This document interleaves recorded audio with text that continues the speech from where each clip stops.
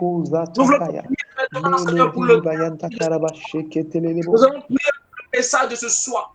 Que le message de ce soir aille toucher les cœurs. Que le message de ce soir aille toucher les vies. Que le message de ce soir change la vie de quelqu'un qui est venu en ce soir. Que le message de ce soir change la vie de quelqu'un même qui n'est pas venu en ce soir. Que le message de ce soir puisse changer la vie de quelqu'un qui, lorsqu'il va écouter après ce direct, qui puisse être transformé. Prions le Seigneur ce soir. Que sa parole nous envahisse. Que sa parole nous visite ce soir. Que sa parole soit vive pour nous en ce soir. Que sa parole en ce soir entre dans nos cœurs. Que sa parole en nous fasse de nous des... Nous prions, Seigneur Père. Sa parole en nous fasse de nous nous prions pour l'impact de ta parole, Seigneur Père, ce soir, Seigneur Père. Que ta parole, Seigneur Père, Dieu puissant, Dieu de gloire, Seigneur Père, pénètre nos cœurs. Dieu de gloire, Seigneur Père, impacte nos cœurs, Seigneur Père. Que ta parole, Jésus-Christ, que ta parole, Jésus-Christ, touche les cœurs maintenant. Que ta parole touche les cœurs maintenant. Que ta parole touche les cœurs maintenant. Que ta parole touche les cœurs maintenant. Que le cœur soit rejoint, Dieu de gloire. Que les cœurs soient rejoints maintenant. Maouché Katiri Bayantoba Sakata. Maoujebro Zikatsalabayant. Lekede de Zebo Sakiba Satababa. Macheke Debo Shadabraki Brianta la Bacori Baba Shadabrodolorianta la Bakilibro. Jibradikima Shabrakima Sakata Baba. Lekata Baba Baba. Rido Bakata Baba. Berindelebo Shakarabayantoria. Kiribayantorbolorianta Brade Kiriama Shakata. Lebre de Jabrado Gassima o Shatantababa. Triandolurianta Bradaga Jabayantili. Ricataka Yentolo. Indoloza Bradelemos. Lebrianta Zekataka. Recatalayanta Sebra. Zakataka. Lindo Ridibo Shabrata Karabayantili. Merci pour les gloires, Seigneur, pour ta parole. Maintenant. Oh, merci pour tes paroles. C'est le moment de prendre C'est le moment de prendre la parole. Oh, Shaki, Tabayan, Kirebo.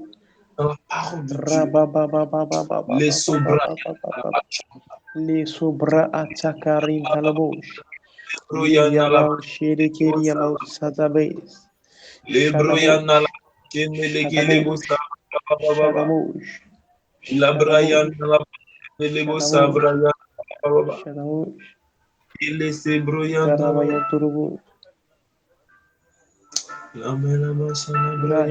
Rada Brada Cara Briantolo. Merci.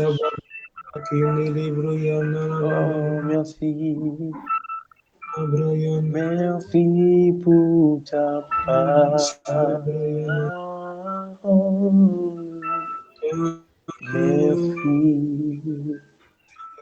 Merci pour les saintes écritures.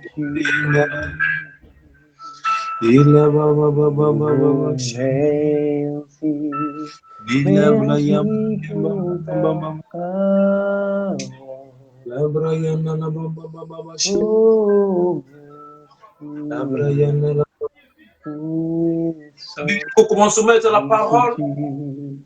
Et la parole est avec Dieu, la parole est avec Dieu. Et le commencement avec Dieu, c'est zèle. En elle, il y avait la vie. Et c'est la lumière des hommes. La Bible déclare que la parole est venue sur les siens, mais les siens ne l'ont pas vu. La Bible dit qu'il y a un homme envoyé par Dieu, son nom était Jean. Il vient pour un témoignage à la parole, mais il n'était pas la parole. La Bible déclare que la parole est venue sur les siens, mais les siens ne l'ont pas accueilli. À tous ceux qui croient en son nom, la parole a donné la possibilité. La parole a donné le pouvoir. La parole a donné la capacité. La parole a donné le plein droit de devenir enfant de Dieu. Enfant de Dieu. Et nous sommes enfants de Dieu. nous sommes enfants de Dieu. Ne gâche pas ta nature. Continue à dire. Tu as les paroles de la vie. De la vie. Que le monde ne t'envahisse pas. Regarde-toi.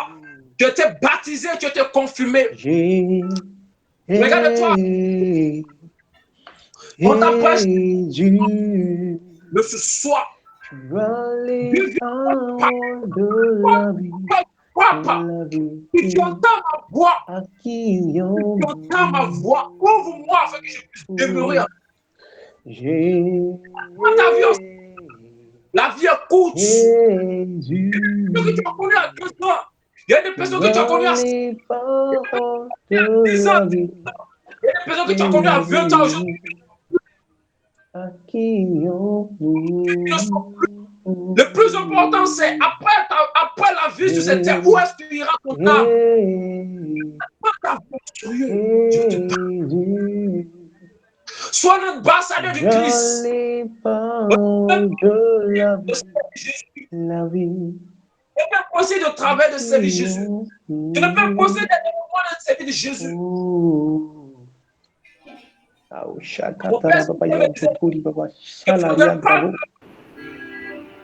Les soucis du monde conditionnent ta spiritualité. Mais il faudrait que ta spiritualité dans ta vie.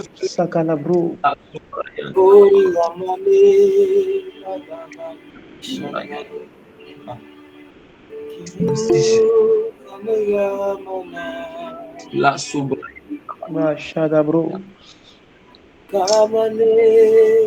Si Amazo, Karabakin Tarabayan, Toloria Shabab.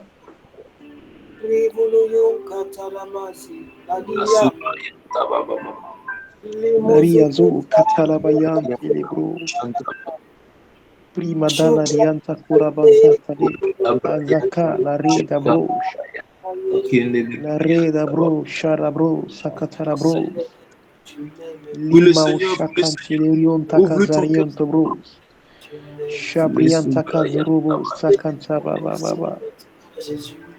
Les Sobrayan. Matura Kentele, Shadaraba Kontos. Les Sobrayan.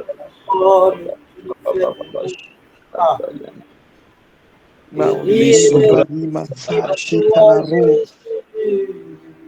Les Sobradi, il est le Dieu de l'adoration. Oh, il est le Dieu vrai, le Dieu puissant. Il est le Dieu de l'adoration. Nous venons vers toi, Seigneur. Il est le Dieu de l'adoration. Son amour. Nous venons vers toi, Seigneur, ce soir. Ça. Oh, que ton nom soit glorifié.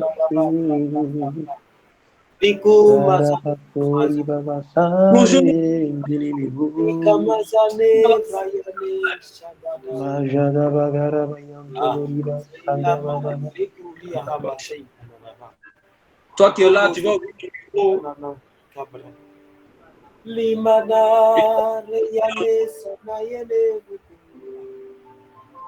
pendant que l'adoration te dépasse, tu vas commencer à prier en langue.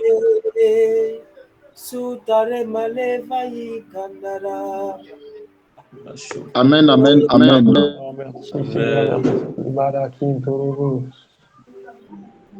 Bonsoir à tout le monde. Bonsoir. D'accord. Attendez.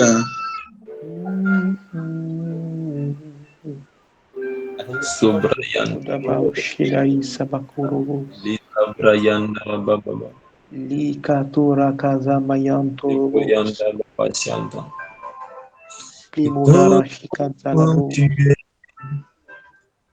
Devant ta majesté, je vis mon vrai bonheur. Amen, amen, amen. Amen. D'accord.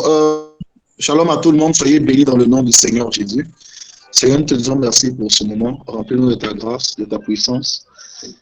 Que tes paroles, Seigneur, pénètrent nos vies, pénètrent nos cœurs, que nous soyons transformés en la même image de Jésus-Christ. Amen. Amen.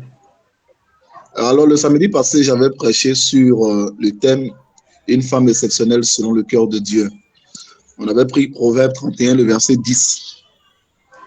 On avait parlé de beaucoup de choses. On avait utilisé aussi Proverbe 18, le verset 22, qui disait « Celui qui trouve une femme trouve le bonheur ». Ça veut dire que la femme, c'est le bonheur de l'homme. La femme, c'est le bonheur de l'homme. Le bonheur sur la terre que Dieu réserve à un homme, c'est de rencontrer une femme, mais pas n'importe quelle femme. La servante de Dieu nous a proposé des chapitres, des versets de la parole de Dieu qui nous ont vraiment fait du bien. Nous nous sommes rendus compte que ce n'est pas de n'importe quelle femme il s'agissait, mais il parlait de la femme vertueuse. La femme vertueuse est une perle pour son mari. Et la femme aussi qui aime les querelles, la Bible dit qu'il vaut mieux habiter dans un désert que d'habiter avec une femme qui aime les querelles. On a parlé aussi de la puissance spirituelle de la femme. La femme a la vie en elle. Elle a la capacité de donner vie. J'ai expliqué un peu pourquoi est-ce qu'un homme devrait se confier même à une femme, soit à sa mère, soit à son épouse. Et nous nous sommes rendus compte que quand un homme écoute une femme, à coup sûr, il réussit. J'ai dit que deux personnes peuvent suivre un homme et l'homme va réussir. C'est son épouse et sa mère. Si les deux personnes croient en un homme, à coup sûr, il réussit. Parce que l'énergie d'amour qui permet à un homme de réussir vient de la femme. Soit c'est sa mère, soit c'est celle avec qui il veut faire sa vie. Donc, j'ai expliqué qu'une femme qui ne recherche que le matériel n'a absolument rien compris de la vie. Parce que ce qu'elle ne sait pas, ce que la femme ne sait pas, c'est qu'elle a la capacité de donner vie. Et si elle a la capacité de donner la vie, ça veut dire que ce qu'elle recherche même dans sa vie, elle a le pouvoir de le donner à un homme. La femme a le pouvoir de rendre un homme prospère, mais à condition que cet homme-là soit quelqu'un qui a des ambitions, qui a une vision et qui est courageux, qui a envie de se battre. À coup sûr, cet homme réussit. Parce que la Bible dit « deux valent mieux qu'un ». Ça veut dire que quand vous serez deux en train de prier par rapport à certaines choses, Dieu va facilement exaucer vos prières. On a parlé un peu aussi des pièges de la société, de la déformation de l'image de la femme par la société. La société, les coachs nous proposent des femmes indépendantes vis-à-vis de l'homme. Mais j'ai dit que la Bible nous propose le modèle de la femme autonome vis-à-vis de l'homme, mais dépendante de l'homme. C'est très différent. La femme est autonome, c'est-à-dire qu'elle peut gagner son argent, gagner sa vie bien, mais tout en dépendant d'un homme. Alors que la société nous dit quand une femme a l'argent, elle n'a pas besoin d'un homme. Et le modèle de la société va pousser la femme à devenir un homme même en réalité. Voilà, à devenir un homme. Les femmes ne sont pas des hommes, les femmes sont des femmes, chacun à sa place. Voilà. Donc la société dit aux femmes, quand tu as l'argent, un homme ne te dit rien.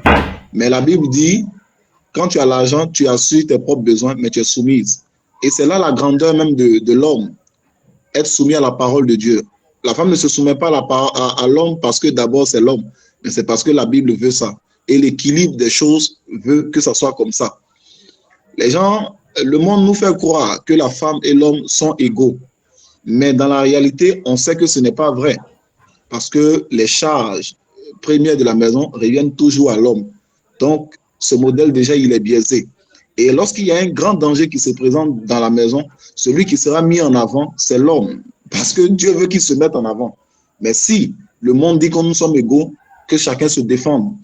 Donc, ça veut dire que ce modèle-là n'est pas un modèle de Dieu. C'est un modèle purement satanique. Un modèle qui vient tout droit de l'enfer. Et c'est ce modèle-là que le monde aujourd'hui veut nous proposer. Mais nous qui sommes chrétiens, nous allons marcher selon le modèle de la parole de Dieu. On a dit aussi que la femme qui plaît à Dieu et qui veut se marier doit d'abord se laver et sentir bon. Ruth 3, le verset 3, la Bible dit « Parfume-toi et sois propre ». C'est ce que la Bible a dit, Ruth 3, le verset 3. Donc, toute jeune fille qui aspire au mariage doit beaucoup se laver. Et moi, je connais les jeunes filles. C'est vrai, elles sont jolies, bien, tout là. Mais de temps en temps aussi, il y a des tueuses de cabris dedans. Oui, oui. Les femmes souvent n'aiment pas se laver aussi. Voilà. Mais la Bible dit une femme doit être propre. Une femme doit toujours sentir bon. La femme aussi qui a une grande valeur est la femme qui... Boris rit. La femme qui a une grande valeur est la femme qui craint Dieu. Parce que la beauté d'une femme, si elle est la femme de tout le monde, malgré sa beauté égale 0. Voilà. La beauté d'une belle femme, mais qui a connu beaucoup d'hommes, baisse. C'est-à-dire sa valeur baisse spirituellement. Une femme a d'autant plus de valeur lorsque elle sait se contenir, elle sait se maîtriser et elle ne va pas derrière tous les hommes. Une femme qui craint Dieu est celle-là même qui a une grande valeur. Parce que l'histoire ne retiendra pas la beauté des femmes, mais va retenir les valeurs, les femmes qui ont impacté leur temps, dont le nom est resté écrit dans l'histoire de l'humanité, sont des femmes qui avaient de grandes valeurs. En dehors de la beauté, elles ont développé des valeurs, des principes qui leur ont permis d'écrire leur nom dans l'histoire. Mais si c'est juste être jolie, c'est fini, on t'oubliera rapidement. Personne ne se souvient de certaines misses. Ce sont les misses qui sont les plus proches de nous, là, dont on se rappelle. Mais voilà, après un certain moment, on les oublie parce que la Bible dit que la beauté est vaine et la grâce est trompeuse. Donc, à un moment, tu vas vieillir et puis on verra encore de plus belles personnes que toi. Donc, la beauté, elle est éphémère, mais le caractère et les valeurs restent éternels, restent à toujours dans le temps. Excusez-moi, hein.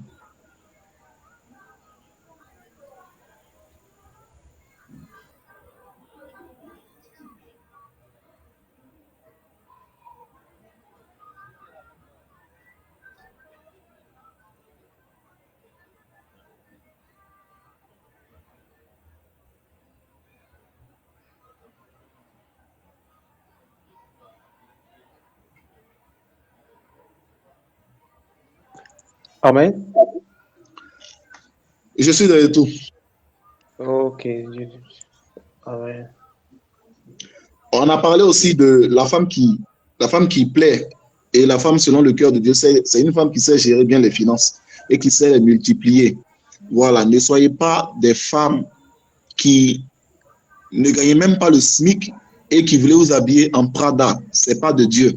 Moi, je conseille à tout jeune homme, une femme qui ne gagne rien, mais qui a des envies de blanc et de blanche, est à fuir. En d'autres termes, tu peux même pas gagner 30 000 francs par mois, mais c'est toi qui viens manger pizza tous les soirs. Une femme qui se respecte ne doit jamais mettre en statut envie de pizza, envie de piscine, envie de glace. Si tu fais ça, tu ne te respectes pas. Parce que quand tu le fais, en réalité, tu veux pousser des gens à t'inviter. Ça montre que, bon, les Ivoiriens utilisent cette expression-là, l'expression de la fille qui a faim. Mais ne soyez pas des filles qui avaient faim. Voilà, tu n'es pas tes envies là, tu gardes ça pour toi. Si tu as envie de manger pizza, tu te lèves, tu prends ton argent, tu vas. Mais quand tu mets ça en statut là, c'est pour que quelqu'un t'invite. C'est dans l'argent des gens, tu veux faire ça. Et ça ne représente pas bien. Les femmes qui ont de la valeur ne font pas ce genre de choses. N'écrivent pas leur envie en statut. Les femmes qui ont de la valeur n'écrivent pas leur envie en statut. Les femmes qui ont de la valeur n'écrivent pas leur envie en statut. Envie de glace, envie. C'est le signe que c'est une mauvaise femme. Et si tu es dedans, arrête rapidement. Il ne faut plus faire ça. Il ne faut plus faire ça. Voilà. Une femme qui a le goût du luxe doit aussi avoir le goût du travail. Voilà. La femme est autonome, mais pas indépendante de l'homme. C'est ce que je dis. Donc, si tu as le goût du luxe et que tu aimes les bonnes choses, ça veut dire que toi-même, déjà, tu peux t'offrir ça. Mais si c'est pour compter sur l'argent de garçon, finalement, les hommes de ce monde-là ne donnent jamais rien de façon gratuite. On le sait. Ils ne sont pas là pour s'amuser. Les hommes de ce monde ne donnent rien de façon gratuite. Ils vont demander aussi une compensation de tout ce qu'ils auront dépensé. Et on sait ce que c'est que la compensation. Si le gars, il a payé un poulet entier et que tu as mangé, alors dans son esprit, le poulet piqué, la position que le poulet là a là, tu dois adopter aussi cette position dans un certain endroit. Je ferme la parenthèse. Une femme selon le cœur de Dieu est une femme qui est diligente, qui aime le travail, qui aime bosser. Elle aime le travail. Très tôt le matin, elle se lève, elle accomplit les tâches de la maison. Une femme, selon le cœur de Dieu, doit aimer le travail. Voilà, on ne doit pas courir après toi pour laver les assiettes. Pendant que tu es dans la maison de tes parents, là, tu es en train de te préparer à ton futur foyer. Donc, tu dois déjà aimer le travail, aimer les tâches ménagères, aimer l'ordre, aimer ranger les choses, bien faire les choses, laver tes habits propres. Moi, je connais des jeunes filles qui n'aiment pas laver leurs propres habits. Bon, qui va laver pour toi? Bon, si tu as l'argent, envoie ça au pressing. Voilà. Mais ne compte pas aussi sur quelqu'un pour laver tes habits. La femme sage est celle qui sait donner les conseils. C'est-à-dire, lorsque tu es une jeune fille, tu dois déjà apprendre à donner bons conseils aux gens. Ça veut dire que il ne faut pas penser terre à terre. Quand tu es une jeune fille, là, pense dans 5 ans, dans 10 ans, dans 20 ans, dans 30 ans, dans 40 ans, les projets, comment aider un jeune. Déjà, tu dois te mettre dans cet esprit-là. Tu dois savoir ta place dans la vie d'un homme. Déjà, tu dois apprendre ça. Et ici, c'est une formation, je dirais, junior, pour déjà te donner certains rudiments, certaines bases. J'ai dit aussi qu'une bonne femme est celle qui sait donner la paix du cœur, la tranquillité à son homme. Donc déjà, tu dois être une femme de paix. Si tu aimes les querelles, va d'abord traiter. Si tu es impoli, si toi-même tu sais que tu es impoli, et que quand quelqu'un parle, tu parles, va traiter d'abord ça. Il ne faut pas chercher à te marier. Sinon, ça sera catastrophique pour toi-même. Les hommes n'aiment pas ça. Et ça là, c'est le problème de beaucoup de sœurs en Christ.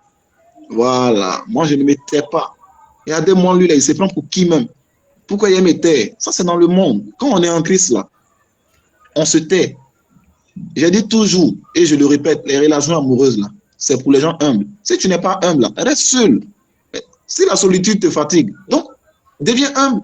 Parce que forcément là, tu vas avoir affaire à la chair de quelqu'un. Les côtés non convertis de la vie de ton conjoint ou de ta conjointe là, tu vas avoir affaire à ça. Donc, c'est le moment même de te... En fait, le mariage, c'est un mystère. Hein. Dieu permet aux gens de se marier pour qu'ils se sanctifient. C'est-à-dire que tu vas aller supporter des choses vraiment bizarres pendant de longues années. C'est l'endroit même où on se sanctifie, quoi.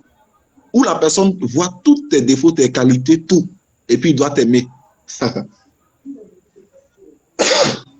Excusez-moi. Et la 7e des choses de la femme de valeur, c'est une femme de prière. Si tu es une femme, il faut apprendre à prier. Il faut apprendre à prier. Il faut apprendre à prier. Je vais révéler un grand mystère. Généralement, quand je prêche sur ce genre de thème-là, je n'aime pas donner les mystères. Mais bon, je me sens obligé de donner les mystères parce que, comme l'apôtre Paul le dit en 1 Corinthiens 5, à partir du verset 1, il est dispensateur des mystères de Christ. Moi aussi, je suis dispensateur des mystères de Christ. Écoutez-moi, pourquoi est-ce que Dieu veut même que les gens soient chastes? Pourquoi est-ce que Dieu veut la pureté? Vous savez, le corps de l'homme est comparé à un temple. Le corps de l'homme est comparé à un temple. Et le corps de la femme même, en réalité, est ce temple-là. Le corps de la femme est le temple de Dieu. Et dans le temple de Dieu, il y a 3 parties. Il y a le lieu extérieur, il y a le lieu saint, et il y a le lieu très saint, ou le saint des saints. Dans le saint des saints, dans le temple, c'est l'endroit où il y a la plus grande intimité. C'est l'endroit où on arrive à communier cœur à cœur, vis-à-vis avec Dieu. Et Dieu veut en réalité que la volonté de Dieu, hein, c'est parce que le monde a tout renversé. Il veut que la jeune femme se marie vierge. Je vais vous expliquer pourquoi. Quand, au temps de Moïse, où les gens devaient traverser le Saint des Saints, il fallait que le souverain sacrificateur passe au travers du voile. Au travers du voile pour aller adorer Dieu dans le Saint des Saints. Alors que, je le dis, le Seigneur Jésus aussi a dit, détruisez ce temple et je le bâtirai en 3 jours. Donc le corps est assimilé au temple. Suivez-moi très bien. Donc, une fois par an, le souverain sacrificateur avait droit à rentrer dans le lieu très saint, c'est-à-dire le dernier niveau de la présence de Dieu dans le temple. Et le corps est considéré comme le temple. Vous savez, lorsque la femme est vierge, ce qui cache son intimité, c'est un voile. C'est un voile. Mais ce voile-là, dans le mot grec, c'est le mot hymen. C'est l'hymen, c'est un voile que Dieu a mis dans la partie intime de la femme, c'est-à-dire dans le sein des seins de la femme. Dieu met ce voile-là De sorte que, dans sa pensée, de la même façon que le souverain sacrificateur puisse traverser le voile avec le sang, automatiquement, il scelle l'alliance entre le peuple de Dieu et Dieu. Donc, dans la pensée de Dieu, la relation entre l'épouse et l'époux est considérée aussi comme une relation entre sacrificateur et Dieu. C'est un peu, il y a une corrélation, c'est à peu près la même chose. Donc, qu'est-ce que Dieu veut? Dieu veut que l'homme entre en alliance avec la femme, qu'il puisse passer le voile uniquement quand il est sous alliance. Et lorsqu'il est sous alliance avec la femme et qu'il traverse le voile, qu'est-ce qui se passe? Le sang coule. C'est exactement la même chose, c'est exactement le même mystère. Mais malheureusement, le monde nous a conduits, avant qu'on connaisse le Christ, il y a certains mystères qu'on a perdus, il y a beaucoup de choses qu'on a perdues. Sinon, je vais vous dire la vérité, une femme qui est chaste a une plus grande énergie spirituelle, une plus grande puissance spirituelle. C'est-à-dire, cette femme-là, ses énergies spirituelles sont plus fortes, une vierge, par rapport à celle qui a déjà connu un homme. Donc, Dieu avait voulu que réellement, ça ne soit que l'homme de ta vie qui puisse avoir accès à ton sein des saints. C'est pourquoi il a mis le voile, il a mis un hymen. L'hymen de la femme devait être traversé uniquement par celui avec qui elle est entrée en alliance, c'est-à-dire par le mariage. Et cette alliance-là est scellée par le sang, c'est-à-dire lorsque la toute première fois une femme va en intimité, le sang coule. Mais malheureusement, beaucoup de temples ont été profanés. Mais je sais que par la grâce de Dieu, Dieu te fera grâce. Il va oublier, il a pardonné tes péchés. Il va te permettre de repartir sur de nouvelles bases. Mais ça aurait été merveilleux si tu n'avais jamais connu d'homme dans ta vie. Voilà. Mais ce soir, je vais prêcher sur un thème vraiment, vraiment important, un thème très, très, très, très important, un thème très important. Mais avant que je puisse le dire,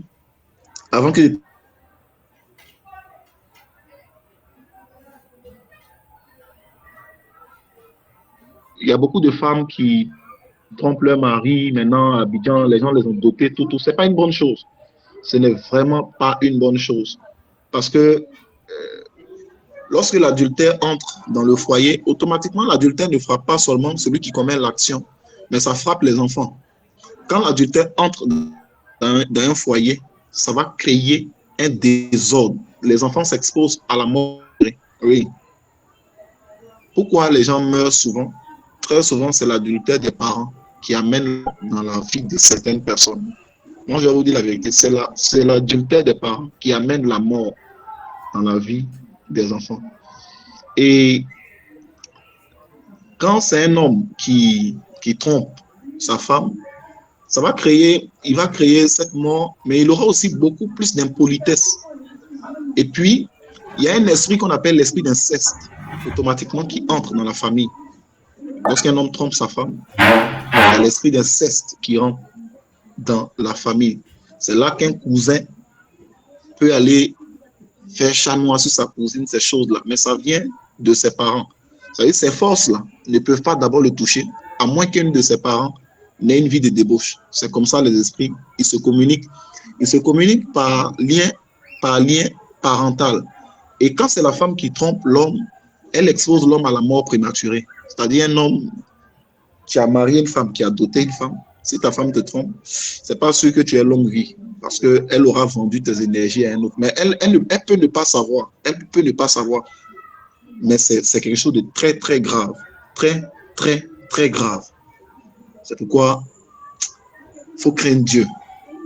Mais je ne vais pas entrer dans ça d'abord, parce que je vais garder ces cours-là pour mes enfants, quand ils vont commencer à se fiancer, tout. Je vais ouvrir une école de mariage, je vais les mettre dans un groupe privé. Moi-même, je vais leur enseigner d'une dimension prophétique. Pourquoi est-ce que certaines jeunes filles n'arrivent pas à se marier? Je vais parler de ça, pas aujourd'hui, mais le prochain samedi, je vais parler des forces anti-mariage. Pourquoi est-ce que certaines femmes ont des difficultés à se marier? J'ai vu beaucoup de belles femmes dans les rues. Elles sont jolies comme ça. Mais elles sont là, elles sont hôtesses ou elles sont dans les mariages, mais aucune bague sur leurs doigts. 35 ans, 36 ans, 37 ans, 38 ans. Tu te demandes, mais attends, il y a quel problème? Les hommes entrent dans leur vie et ils sortent. Ils ne veulent pas rester avec elles. Voilà. Ce n'est pas parce qu'elles ont des grands défauts. Hein. Tout le monde a des défauts. Voilà. Mais il y a des forces qu'on appelle les forces anti-mariage. Mais ça, je ne vais pas parler de ça aujourd'hui. Je parlerai de ça le samedi prochain. Aujourd'hui, je prêche sur le thème épouser un homme de Dieu. Épouser un homme de Dieu, un appel. Je veux que Doxa écrive le thème épouser un homme de Dieu, un appel. Tout le monde, ceux qui peuvent écrire, écrivez ça dans les commentaires, écrivez épouser un homme de Dieu, un appel. Voilà, je vais voir ça. Épouser, écrivez. Je vais lire ça. Épouser un homme de Dieu, un appel. Épouser un homme de Dieu, un appel.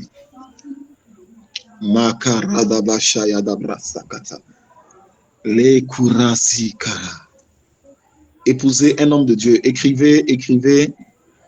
Épouser un homme de Dieu. Voilà, message de l'appel en cours. Écrivez. Épouser un homme de Dieu, un appel. Et puis je commence. Voilà.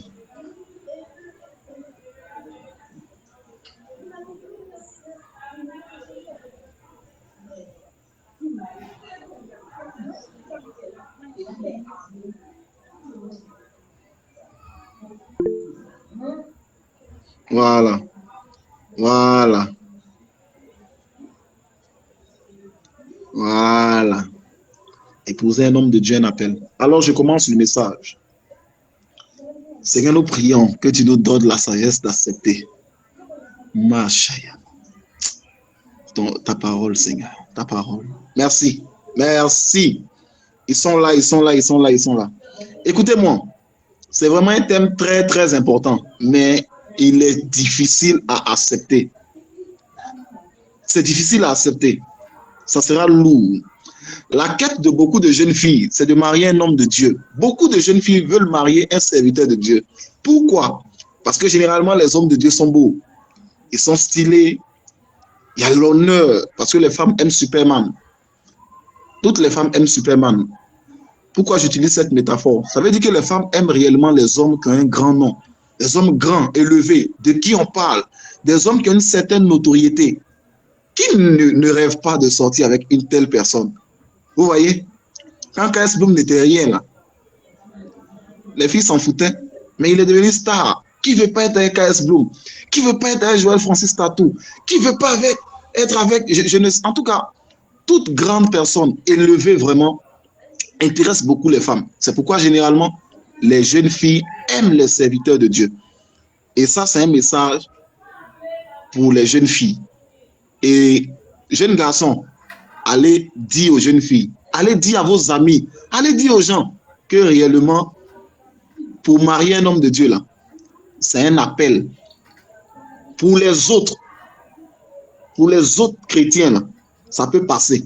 Mais pour un homme de Dieu, Dieu doit te donner un appel. Il doit t'avoir appelé à épouser un homme de Dieu. Parce que c'est une tâche vraiment difficile. Les filles aiment l'onction. Quand tu es l'homme impressionnant, l'homme de qui sont les miracles, les signes, les prodiges, elle veut ça. Parce que ça fait chic, ça fait bon genre. Il y a l'argent. On va te voir sur les clichés, sur les photos. Tu seras belle à côté de lui, jolie. Quand tu regardes Simeon Tatou et le prophète Joël Francis Tatou, quand tu vois les jeunes serviteurs de Dieu, oh non, ils sont mignons, ils sont beaux. Alors, la plupart des jeunes filles veulent ça. Moi, si j'ai un conseil à donner, je souhaite même qu'une femme n'épouse pas un homme de Dieu. Bon, si Dieu t'a appelé à ça, ça va arriver. Mais sinon, si ça ne compte qu'à toi seul, moi, sincèrement, c'est le conseil que je vous donner. Ne mariez pas un homme de Dieu. Il y a la gloire dedans. Il y a la puissance, il y a l'autorité, il y a la protection, il y a la faveur. Il y a l'argent, il y a les voyages. Mais écoute bien ce message-là. Écoute bien ce message avant que tu penses à épouser un homme de Dieu. C'est l'une des tâches les plus compliquées. Et c'est les mariages même les plus compliqués. Et si tu n'as pas compris ce que c'est que être femme d'un homme de Dieu et que c'est un appel et que c'est une mission, c'est pas un mariage lambda. Ça va t'amener à beaucoup souffrir. Même à divorcer. Ça va créer des drames. Parce que c'est vraiment quelque chose de très, très, très compliqué. Déjà, il faut savoir une chose. Lorsqu'une jeune fille veut se mettre en relation avec un homme de Dieu, qu'elle se mette dans la tête que l'homme de Dieu est déjà dans une relation. Toute femme ou toute jeune fille qui veut aller se mettre en relation avec un homme de Dieu, l'homme de Dieu est déjà dans une relation. Toute femme qui marie un homme de Dieu est d'ores et déjà dans un foyer polygame. C'est-à-dire, ils sont 3 déjà. C'est-à-dire, elle, là, il y a quelqu'un qui va challenger, qui va la challenger. Et la personne qui va challenger la femme, c'est Dieu. Le cœur du mari est tourné vers Dieu déjà. Donc, ça veut dire que tu vas aller lutter amour avec une rivale. Mais malheureusement, ta rivale, ce n'est pas un homme, c'est Dieu. C'est une tâche compliquée. Hein? C'est une tâche compliquée. Ce n'est pas amusement, hein? Aller marier un serviteur de Dieu, là. C'est déjà... C'est-à-dire, quand tu arrives là-bas, il faut savoir qu'il est déjà dans une relation. Il est le chéri coco, il est la chérie coco de Dieu.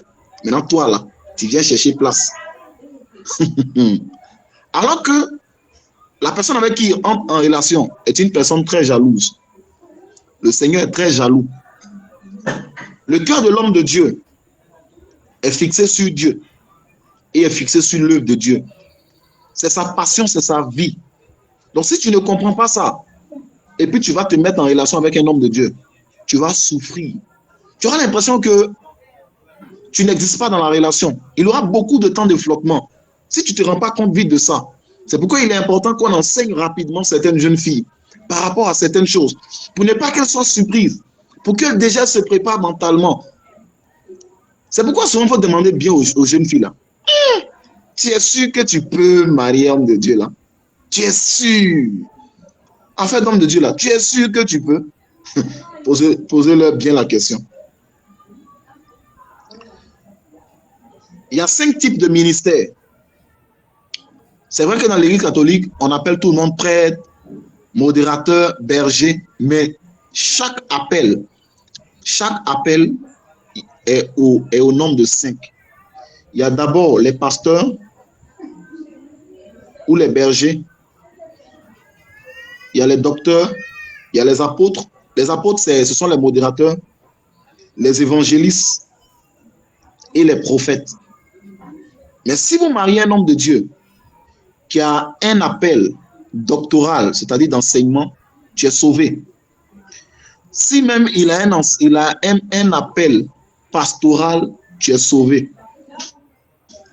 Si tu maries un apôtre, c'est un peu compliqué, mais ça peut aller.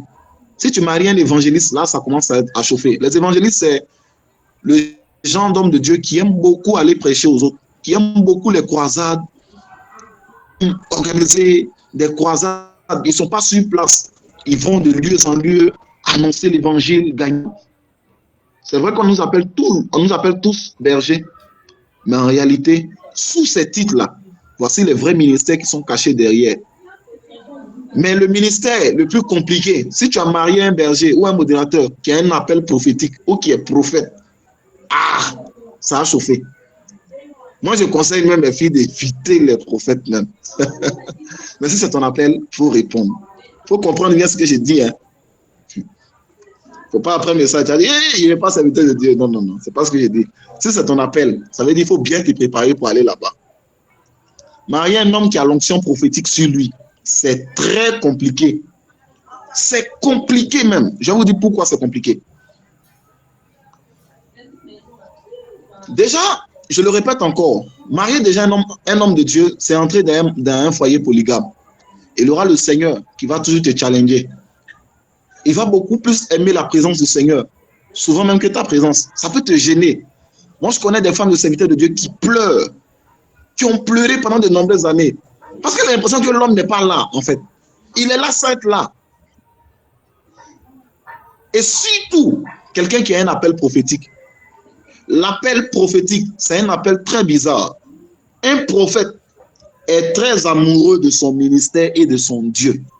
Le prophète, il est très amoureux de son ministère et de son Dieu. Le prophète, bizarrement, dans les appels, il est celui-là même qui a une romance entre lui et le Seigneur. Parce que le Seigneur utilise beaucoup les émotions du prophète pour pouvoir le conduire. Le Seigneur utilise beaucoup les émotions d'un prophète pour pouvoir le conduire. Donc, quelqu'un dont Dieu même utilise déjà les émotions, ça sera difficile pour toi de trouver une place dans son cœur. Il sera vraiment difficile pour toi de trouver une place dans le cœur d'un prophète. Parce que le prophète d'emblée, il est amoureux de son ministère. Le prophète est fan de son ministère. La première chérie d'un homme de Dieu, c'est son ministère. Voilà. C'est pourquoi, généralement, si tu veux te mettre avec un homme de Dieu, il faut aimer son ministère pour que tu puisses t'entendre avec lui. Je te promets que si tu n'aimes pas le ministère d'un homme de Dieu, ça sera trop compliqué entre toi et lui. Même si tu l'aimes, vous aimez là. Je ne sais pas ce que vous allez vous entendre.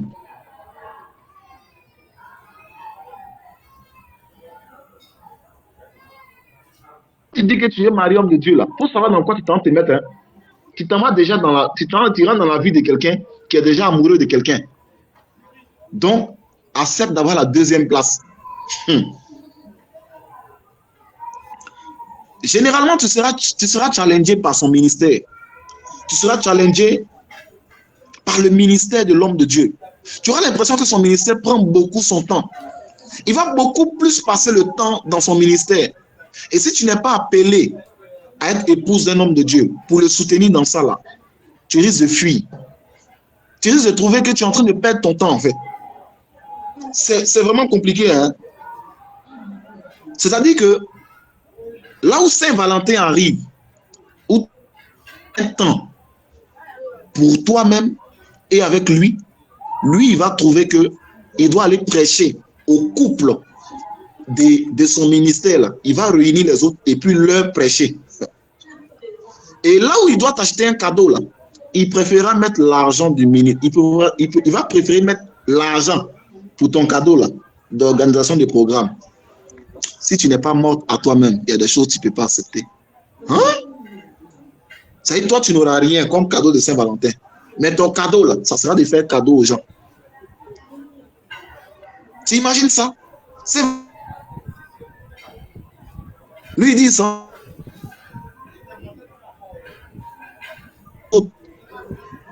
Les gens sont bénis.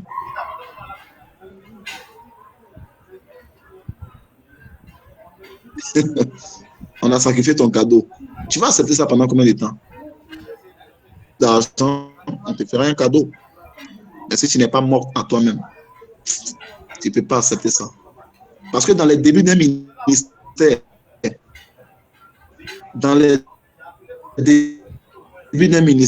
après 5,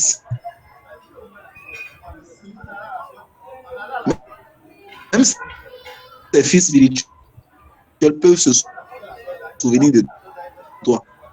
Parce que c'est comme ça avec le Seigneur. Il rattrape toujours le temps perdu.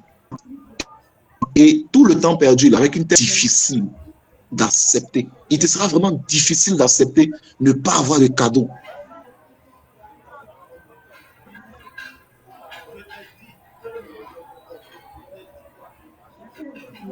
Il y a 50 000.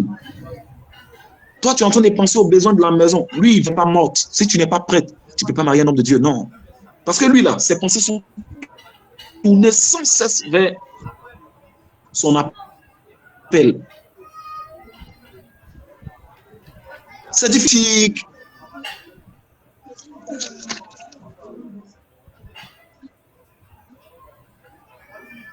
C'est chic, c'est beau. Mais derrière, là, c'est ça. Derrière, c'est ça. Derrière les belles photos, derrière les belles images, il y a ça. Il y a une... Amen, amen. Ouvrez le micro, amen. Je vous entends dire amen. Amen, amen. Amen. Amen, amen, amen. Oh, ok. Amen. Amen. Et surtout, le ministère du prophète. Un prophète le prophète, quelqu'un qui a l'onction prophétique là, ou qui a un appel prophétique là, il est capricieux comme un enfant. prophète est capricieux, hein?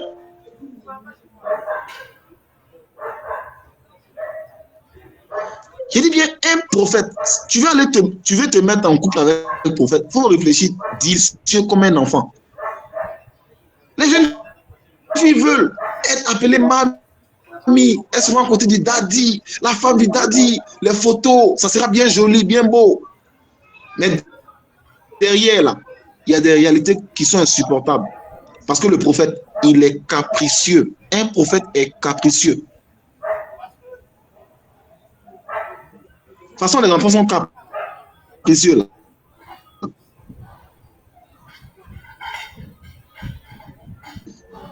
Ah oui. Un prophète est très capricieux. Il change d'humeur, non? C'est comme ça aussi le prophète.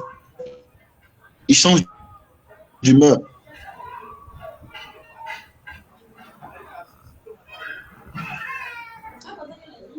Au moment où tu ne t'attends pas à ce qu'il sorte quelque chose humoristique, il va être...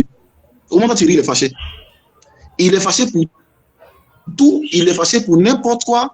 On ne sait jamais aussi quand il est content, quand il est... Tout est mélangé en fait. En fait, tu ne comprends pas le prophète parce que c'est un homme bizarre.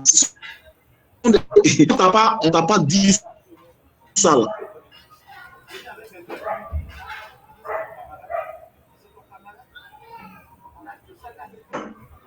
Quand c'est un prophète, quand quelqu'un appelle prophétique, il y a des problèmes qui arrivent. Où tu penses qu'il doit dégamer là, il est calme.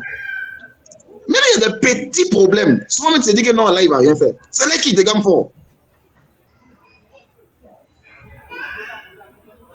Les Moïse ont été avec moi, ils savent. Souvent, il ne dit rien. Il y a des actions qui peuvent se produire. Je ne dis rien. Je cafouille. Ah oui. Parce que l'appel prophétique, ça fatigue même le prophète, en fait. Cette dimension le fatigue. Donc, quand tu t'en te mettre avec un prophète, là, il faut savoir dans quoi tu t'en te mettre. Et puis, chaque prophète a son tempérament. Il y a des prophètes qui sont très mélancoliques, qui n'aiment pas les trucs trop joyeux, là. Ils n'aiment pas ça. Donc, je vais me marier homme de Dieu pour être appelé mamie. Et réfléchis bien. Il est joyeux. Mais, chose bizarre, tu peux m'expliquer un grave problème et puis il a commencé à rire. Ça peut te frustrer. C'est certaines de mes filles qui sont venues m'expliquer des choses graves. Et puis j'ai ri. Et puis j'ai ri simplement parce que je trouve ça banal. Au moins c'est non, c'est fâché. Ça les frustre. Mais pourtant, moi je ne peux pas. Je suis fâché. Des humeurs changeantes.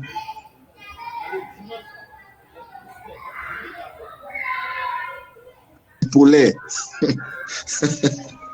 Non, l'appel prophétique est trop bizarre en fait.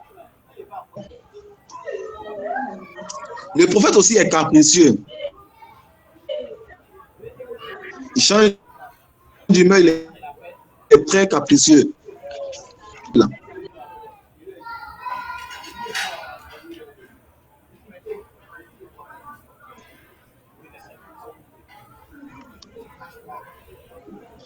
Écoutez, le prophète là, il peut se réveiller le matin puis il n'a pas envie de parler à quelqu'un. Il n'a pas envie de dire quelque chose. Il n'a envie de rien dire. Il a envie de rester juste silencieux. Moi, il y a des jours comme ça.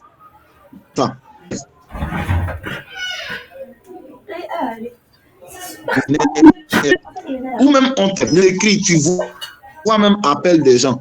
Tu regardes l'appel là, comme c'est plus tu n'as pas envie de décrocher. Tu as quelqu'un qui peut accepter ça. Mais il fait quoi? Il a quoi? Je t'appelle depuis là, mon prophétique, celui. C'est pas ce qui t'attend là-bas. Il y a le bon côté des choses là. C'est ce que tu vois, les images, voyages. Mais il y a changement d'humeur. On dirait femme enceinte. C'est-à-dire, entre prophète et femme enceinte, là, il ne sait pas qui lutte caprice et qui lutte émotion, quoi.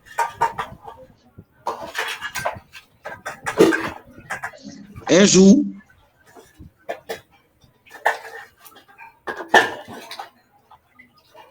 il y a une femme qui a mis en statut. Les prophètes sont trop bizarres. Si je savais, il n'y avait pas marié un prophète. que son mari m'a écrit en inbox et puis il a dit, si jamais tu viens à Daloa, ma femme dit, elle te reçoit chez elle. Parce que tout ce que tu as décrit là, c'est exactement ça. Dis ça à son chéri. Et puis le gars, lui, n'a pas envie de parler, il n'a pas envie de t'écouter. Tu vas trouver que c'est quelqu'un qui manque d'attention. Hein. Et pourtant, ce jour-là, son Seigneur dit, il faut être silencieux. Parce que j'ai dit dès le début, dès que tu rentres dans une relation avec un homme de Dieu, sache que il est polygame. Parce qu'il est dans un love avec son Dieu. Et toi aussi, il est dans un love avec toi. C'est comme ça le cœur de l'homme de Dieu. Et toute sa vie, là, il sera partagé comme ça. Et très souvent même, il a un plus fort désir de la présence de son Dieu. Le prophète Kakou Sévérin, lorsqu'il était avec sa femme, non, ça fait rien. Hein. Il est couché à sa femme et puis, au moins, il veut mettre sa main sur lui. Là. Oh, c'est fini, il descend du lit. Il descend du lit. Il dit, excuse-moi, je vais prier un peu. Elle dit, bon, peut-être le mari il va juste prier un peu et puis il va remonter. Pendant 1 heure, 2 heures, 3 heures, 4 heures, quand le matin arrive, tu imagines ça, tu tentes de te marier avec quelqu'un. Et puis il est couché par terre. Riba baba, riba maman, riba baba, rico coco, riba baba, riba. Il dit jusqu'au matin. Tu vas te consoler les coussins. Là. C'est ça, les mariés, un prophète. Pour un pasteur, un docteur, un évangéliste, ça peut passer. Un apôtre, ça peut passer. Mais quelqu'un qui a un ministère prophétique, c'est bizarre en fait. C'est vraiment bizarre. Au moins, si tu n'attends pas une romance, là, ils sont un truc bizarre là. Ce sont des hommes très romantiques et puis en même temps pas romantiques à la fois. Très bizarre. Très, très bizarre. Doux et violent à la fois. Tu peux être là avec l'homme de Dieu. Tu veux être dans une relation. Et puis, tu auras des moments d'être seul. Tu auras l'impression que souvent, tu n'es pas dans une relation avec quelqu'un en fait. Parce qu'il est absent. Il est absorbé par la présence de Dieu.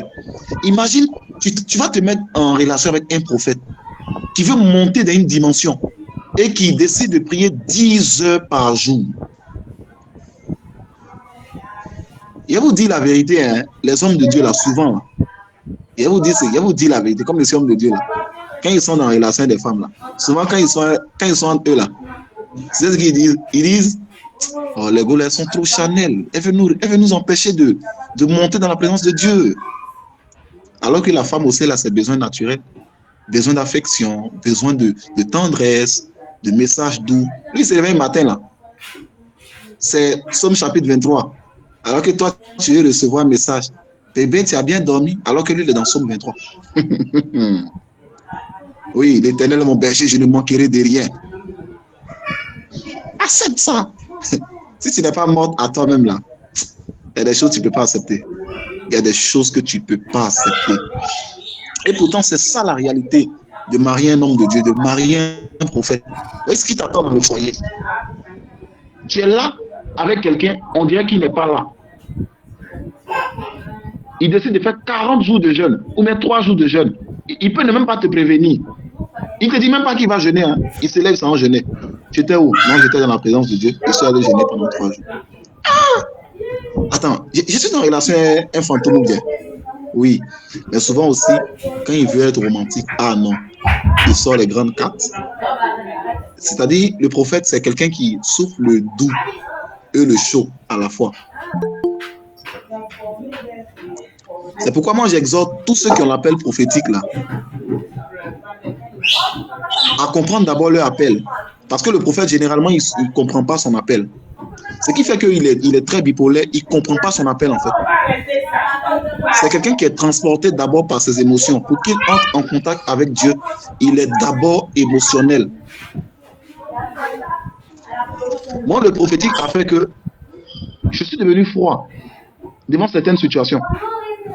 Les situations qui peuvent déranger beaucoup de personnes, je m'assois et puis je regarde. Je ne parle pas en fait. Je suis là, je dis rien. Ça peut te choquer en fait. Parce que généralement les femmes là, elles sont bandites. Les femmes, quand elles rentrent dans une relation avec quelqu'un, souvent elles veulent te provoquer en fait. Elles veulent te piquer, elles veulent faire des petites choses pour attirer ton attention. Mais imagine tu fais tes trucs là, et puis le gars il parle pas. Il te regarde comme si tu n'existes pas en fait. Tu vois ça en foutaise. Et pourtant c'est l'appel prophétique là qui l'a déformé. Et un prophète, il est excessivement jaloux. Jaloux de tout. Jaloux de tout. Les hommes, généralement, ne regardent pas trop aux détails. Mais un prophète, il regarde à tous les détails de ta vie. Tous les détails. Tu as parlé à qui? Pourquoi tu as répondu comme ça? Pourquoi tu as duré comme ça? Tu es parti à la boutique, si tu as fait 1 minute de plus, pourquoi? Tu as fait quoi sur la route? Un prophète est capable de te faire ça. Il peut être même jaloux même de tes amis filles. Parce qu'il a besoin d'émotions. Parce qu'au moment où il est lâché dans l'esprit, là, où il a besoin de toi, là, il va te demander des choses incroyables. Tu auras l'impression que, même qu'il est collant comme ça, au moins je n'ai pas besoin qu'il se colle, c'est là qu'il vient se coller. Parce que lui-même, son appel, le traumatisme, ça le bouleverse. Des fois aussi où tu auras besoin de lui, il est froid. Ou bien soit il est absent. Voici dans quoi tu t'en vas te mettre. Le prophète, quand il veut être romantique, il est romantique. Ah non, il sort les grandes cartes. Parce que le prophète, de nature, c'est un amoureux. Bien qu'il soit un peu bipolaire, c'est un amoureux. Il apprend d'abord à développer son amour là vis-à-vis du Seigneur. Donc, il sait ce que c'est que l'amour. Il comprend l'amour. Et quand le prophète veut être romantique, ah non, il sort les grandes cartes. Je prie que si tu te maries avec un prophète, que Dieu te donne un prophète qui a beaucoup d'argent. Parce que quand quelqu'un a l'argent aussi, c'est vrai, on parle, mais il sort le grand jeu. Hein. Voilà. Quand quelqu'un a l'argent, surtout un prophète, il est capable de faire des folies. C'est un homme amoureux en fait. Donc il comprend l'amour, il sait ce que c'est que l'amour.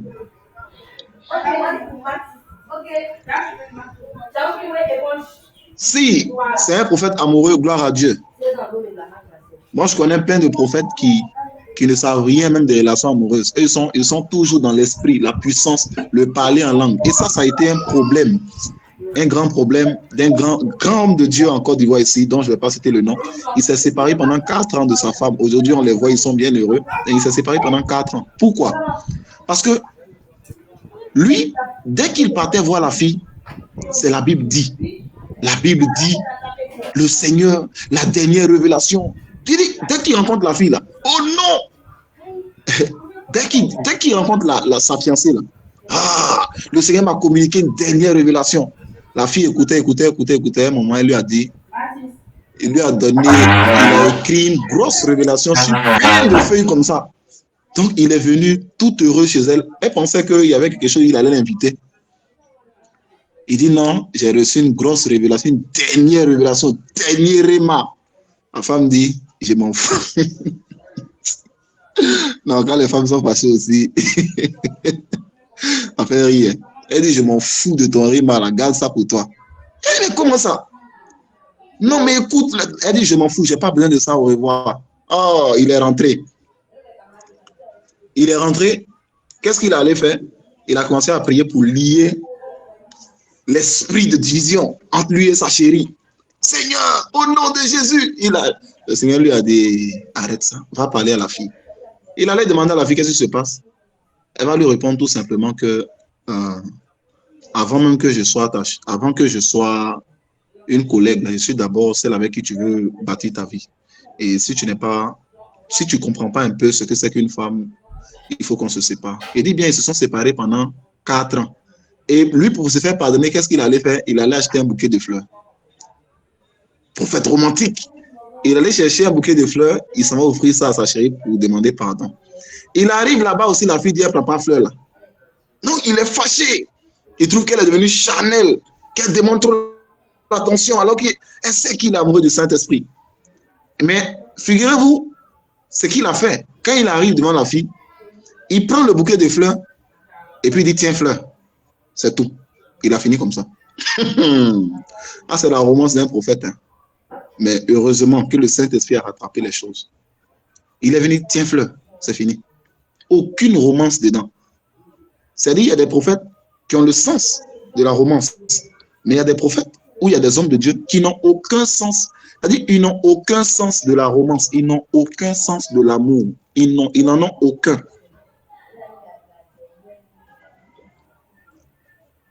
Moi, je dis à mes enfants, même si vous avez l'appel prophétique comme moi, vraiment, ne soyez pas des robots, quoi. Voilà. soyez un peu doux, soyez calme, soyez compréhensif, développez certaines vertus. Non, sérieusement, toi tu ris. Mais apprenez ça. Apprenez ça. Apprenez ça. Le prophète aussi, il est très imprévisible dans sa façon de faire, dans sa façon de parler. Et l'une des choses qu'une jeune fille qui veut se mettre avec un prophète, il faut qu'elle sache ça. Un prophète est beaucoup combattu. Donc, si tu vas te marier avec un prophète, il faut savoir que tu vas hériter de combats. Tu vas hériter de combats spirituels, tu vas hériter de combats humains. Parce que généralement, quand un prophète est en train de rendre ministère, son ministère n'est pas compréhensible facilement par les hommes. Donc, ça veut dire que lorsqu'on va insulter ton mari, on va t'insulter aussi.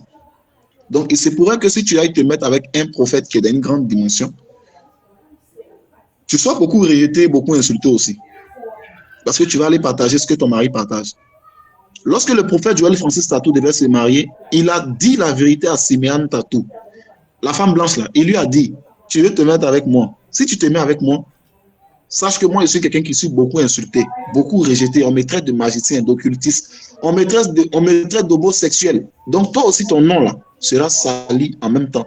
Elle lui a dit, ton histoire sera mon histoire. Donc quand tu vas te mettre en relation avec un homme de Dieu, il faut savoir que lorsque, imaginons un peu que si tu étais la femme, si une fille était l'épouse du Seigneur Jésus, quelqu'un qui doit rendre ministère, et puis qui crache par terre, il crache, il fait poto avec son crachant, et puis il met sur les yeux de quelqu'un. On dit, mais toi, tu n'es pas la femme du gars qui crache sur le visage des gens, là. Est-ce que tu vois la honte de ça, non? C'est pas ton mari qui prie sur huile, qui vend huile dans son église, là. C'est pas ton mari qui est pasteur mamailleur, là, ou bien prophète mamailleur, le faux homme de Dieu, là. Douleur de ça. Tu vas encaisser, hein. Mais c'est ce qui t'attend, en réalité, lorsque tu vas te mettre en couple avec un prophète. Tu vas hériter des combats. Tu dois être solidaire de ces combats. Tu dois accepter de souffrir avec lui. C'est ce qui attend réellement la femme d'un homme de Dieu. Quand tu dis que tu es marié homme de Dieu, là, où est-ce qui t'attend? Tout n'est pas doux, hein. Les injures, les démons qu'il combat. Quand un homme, tu vas te marier avec un homme de Dieu, bon, c'est vrai que Dieu assure ta sécurité, mais de temps en temps, tu auras un peu peur, quoi. Tu seras beaucoup secoué. Tu vas voir des anges. Oui, l'avantage, c'est de voir les anges. Parce que si tu maries un prophète qui est dans cette dimension-là, qui a accès au règne angélique, moi, ma femme va voir des anges forcément. Elle aura des apparitions, elle aura beaucoup de visions. La femme du prophète Hubert Angel, il racontait ça. L'ange lui a apparu. Et puis il a dit au Seigneur, ma femme est dans l'autre chambre. Seigneur, que l'ange lui apparaisse là-bas. Sa femme était en train de dormir. Elle n'a pas demandé à voir ange. Un coup comme ça, ange apparaît. Elle a crié. Chérie, c'est cool. Oui. Tu n'as rien demandé, puis tu vois un ange. Tu es là comme ça, puis pam, grande lumière, un ange. Un être qui a de grandes ailes devant toi. Il est habillé en feu. Parce que tu as marié un prophète. Tu vas voir ça. Et puis souvent aussi, il y a des anges qui font peur. Ça, il préfère vous dire la vérité. Tous les anges ne sont pas comme on le pense là. Tu vois les anges qui sont décrits dans Apocalypse chapitre 4 là. Un ange qui a 4 faces. Une face de lion, une face d'aigle, une face de taureau, et puis une face d'homme. Imagine que tu es seul dans ta maison. Ou bien ton mari est en train de prier, et puis au salon, tu vois ce truc-là, un ange qui a 4 visages. Tu sais, ma chérie, c'est la vérité. Hein. Tu es dans ta maison, tu es en train de lire ta télé Novelas, et puis comme ça, devant ta télé, ou bien dans l'écran, là, apparaît un ange. Ou bien un ange apparaît au salon. Il a 4 visages. C'est qui est marié là? Ça là vient faire quoi encore dans notre salon? Oui, c'est ça. Marier un homme de Dieu, voici les choses qui peuvent arriver. Souvent aussi, les démons qui combattent ton mari peuvent t'effrayer, peuvent te poursuivre. Oui. Ils vont essayer de faire des choses pour t'intimider. Il y a eu un homme de Dieu du nom de Alan Rich. Il est français. Lui, il chasse beaucoup les démons. Il chasse beaucoup les démons. Et un jour, sa femme l'appelle. Et puis, un monsieur, pour rien comme ça, un monsieur la voit en pleine rue. Il enlève sa ceinture, il va la chicoter. Et il la poursuit. Et elle appelle son mari. Elle dit, mais il y a un fou qui me poursuit là. Il dit, va me chicoter sa ceinture. J'ai beau me cacher, il me poursuit. Il dit, mais laisse pas. Donc son mari savait ce qui se passait. Il a levé sa main, il a commandé au nom de Jésus. Il a brisé la puissance du malin. Le monsieur, bizarrement, il a remis sa ceinture, il est parti comme si de rien n'était. Elle appelle son mari, elle dit, mais je ne sais pas pourquoi, mais il est parti. Et lui a dit, je sais ce qui se passe. Je sais exactement ce qui se passe. Et quand elle est rentrée, il lui a expliqué. Donc, il se pourrait aussi que quand tu maries un homme de Dieu, voici les choses qui arrivent. Mon père spirituel, le modérateur Pierre Claver Kassi, dans sa maison, il était en train de dormir. Bon, lui, il priait dans sa chambre là. Et puis son enfant, il y a une force qui entre en lui. Et l'enfant commence à crier. L'enfant il est comme en état d'ivresse. Il rentre dans la chambre de son papa. La femme de l'homme de Dieu commence à pleurer. Elle crie, elle pleure. Et l'homme de Dieu, il sait ce qui se passe. Il prend son enfant dans ses mains. Il commande au nom de Jésus. Il prie pendant des heures. Et puis le démon lâche son enfant. Et après, il demande à l'enfant, qu'est-ce qui s'est passé? Et l'enfant va lui dire, j'étais en train de dormir et un truc est rentré en moi. Hein? Imaginons que c'est ton mari. Tu as dit, mais je me suis mis en relation avec Kyo. C'est quoi ça là? C'est Kyo. C'est quoi? Mais c'est ça, marier un homme de Dieu là. Voici ce que tu vas partager. Tu vas partager le ciel. Le ciel sera présent chaque jour dans votre maison. Mais l'enfer aussi va montrer qui vous combat. Ils seront toujours avec vous. Ils vont vous suivre de près. Lorsque tu vas marier aussi un homme de Dieu, il faut savoir que tu seras beaucoup critiqué. Parce que généralement, je préfère vous dire la vérité, ça, je n'avais pas écrit ça dans mon enseignement. Écoutez, toutes les filles qui sont connectées là, écoutez-moi. Un homme de Dieu plaît beaucoup aux femmes, surtout s'il est mignon, s'il est beau. Un homme de Dieu plaît beaucoup aux femmes. Donc, si tu maries un homme de Dieu là, il faut savoir qu'en plus du Seigneur là, les jeunes filles qui sont autour de ton cheminant, de ton fiancé ou de ton truc là, elles auront le regard, elles auront beaucoup le regard sur ton chéri, sur ton mari. Les filles là, les filles de l'église ou les filles du ministère ou les filles de je ne sais où auront l'œil sur ton mari. Et si tu n'es pas préparé à ça, ça sera compliqué pour toi. Oui. Parce qu'une femme connaît une femme qui est amoureuse de quelqu'un. Oui. Mais la femme, elle traite les problèmes de façon purement émotionnelle. Mais l'homme, il traite les problèmes purement dans l'ordre du raisonnement. C'est-à-dire c'est sa raison d'abord et dans l'objectivité. L'homme peut dire, je sais que peut-être cette fille spirituelle là a des sentiments pour moi, mais je vais chercher à l'aider. Mais la femme là, elle ne comprend pas. Donc il peut y avoir clash entre femmes d'hommes de Dieu ou fiancées d'hommes de Dieu et puis les filles spirituelles. Moi, je sais de quoi je vous parle. Moi, j'ai un ami qui est homme de Dieu. Je racontais ça hier à mes filles qui étaient à l'intercession avec moi. J'ai dit, la fille, qu'est-ce qu'elle a fait? Elle est venue, elle s'est donnée au Seigneur Jésus. Elle est entrée dans l'œuvre de Dieu. Comme le jeune, il est mignon, il est bien beau là. Qu'est-ce que la fille dit? La fille dit, mais le genre d'homme qu'une femme doit avoir, mais c'est toi en réalité. Donc, qu'est-ce qu'elle va faire? Elle va lui donner, elle va pas s'embrouiller, elle va lui donner une invitation sexuelle. Elle va lui dire, mon cher, quand tu prêches là, tu es tellement beau que je veux qu'on couche ensemble, tout simplement. À un homme de Dieu. Elle va lui dire, tu es tellement beau que je veux qu'on couche ensemble. Et il m'envoie. La fille s'en va payer des aphrodisiaques. Elle s'en va payer des comprimés qui ont la forme des petits pénis. Et puis elle lui dit non, que on va coucher ensemble, il faut boire ça, comme ça tu auras la force. Et quand tu t'en vas marier un homme de Dieu là, les filles vont tourner autour de ton mari. Hein. Donc il faut être préparé à ça mentalement. Mais il faut faire confiance au Seigneur. Il faut faire confiance en ton mari. C'est pourquoi une femme d'un homme de Dieu doit beaucoup pardonner. Imagine ton mari vient te dire, la fille qui est en train de chanter là, elle m'a dragué, elle m'a dit qu'elle est fan de moi. Comment toi tu vas la regarder? Est-ce que tu n'as pas gâté le ministère là? Est-ce qu'il n'y aura pas clash entre toi et la fille? Et pourtant, tu dois garder la sagesse. Tu dois garder la tête sur les épaules.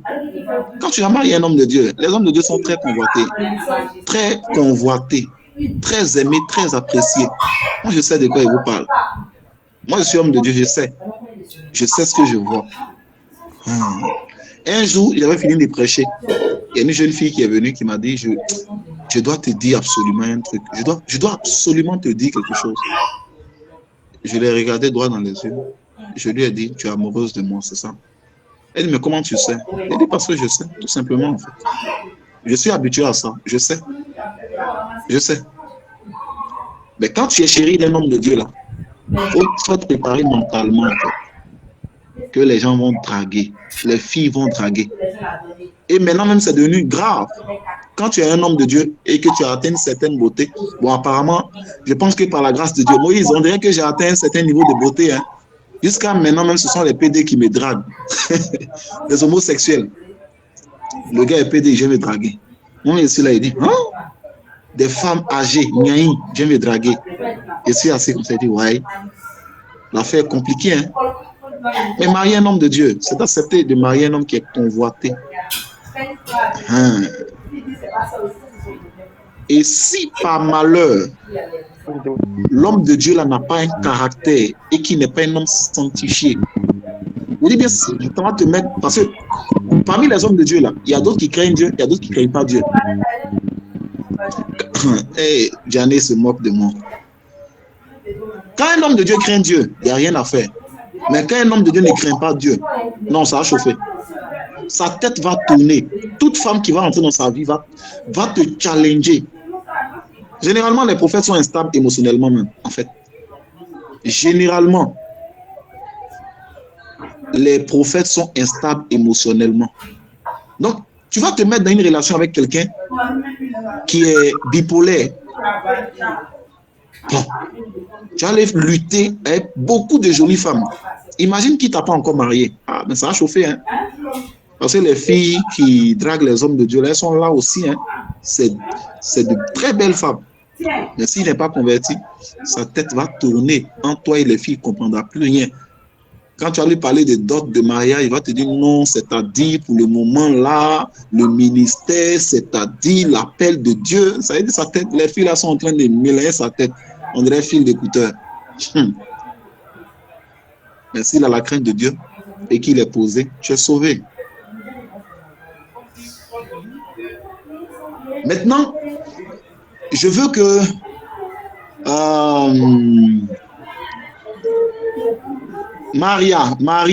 Elia Marie, il faut lire le texte qui est là, 1 Samuel 16, le verset 6. Il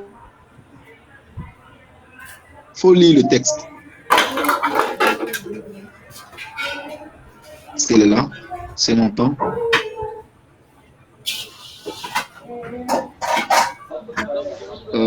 Audrey, est-ce qu'Audrey peut ouvrir son micro pour lire?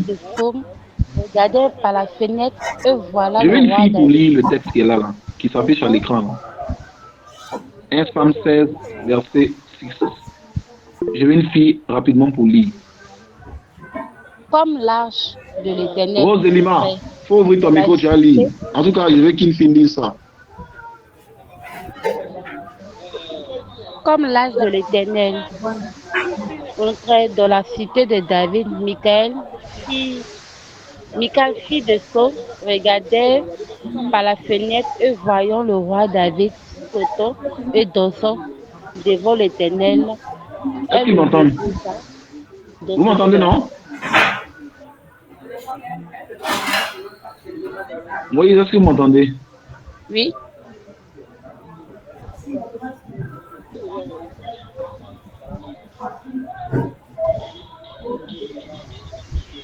Voilà. Elia Marie, faut lire le texte 1 Samuel 16, le verset 6. Vas-y. Comme l'arche de l'Éternel entra dans la cité de David, Michal, fille de Saul, regarda par la fenêtre et voyant le roi David sauter et danser devant l'Éternel, elle le méprisa dans son cœur.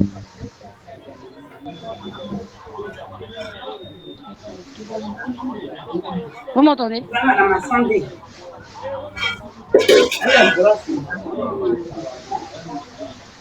Allô? Ok, bon, moi je vais lire pour tout le monde.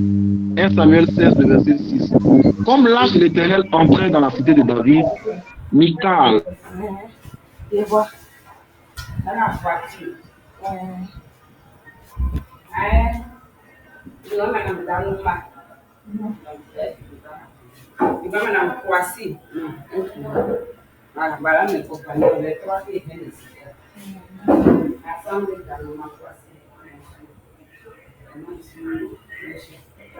Alors, on est là, c'est tellement sur un souci de raisonnement que on va attendre rapidement que les choses se règlent. Voilà, c'est tellement sur un souci de réseau.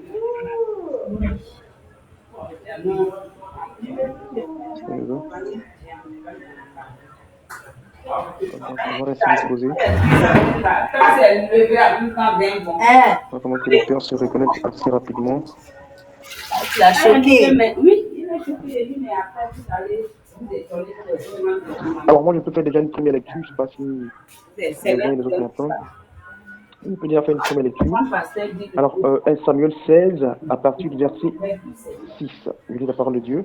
Comme l'arche de l'Éternel entrait dans la cité de David, Michal, fille de Saül, regardait par la fenêtre et voyant le roi David sauter et danser devant l'Éternel, elle le méprisa dans son cœur. Parole du Seigneur notre Dieu. Nous rendons grâce à Dieu. On va rester disposé rapidement que le Père est bien. Certainement un problème de réseau. Donc chacun peut prendre dans sa Bible, voilà, assez rapidement le verset. Déjà essayer de méditer, puis essayer de comprendre déjà ce que le verset déjà peut dire de façon littérale. Déjà, voilà, c'est aussi important.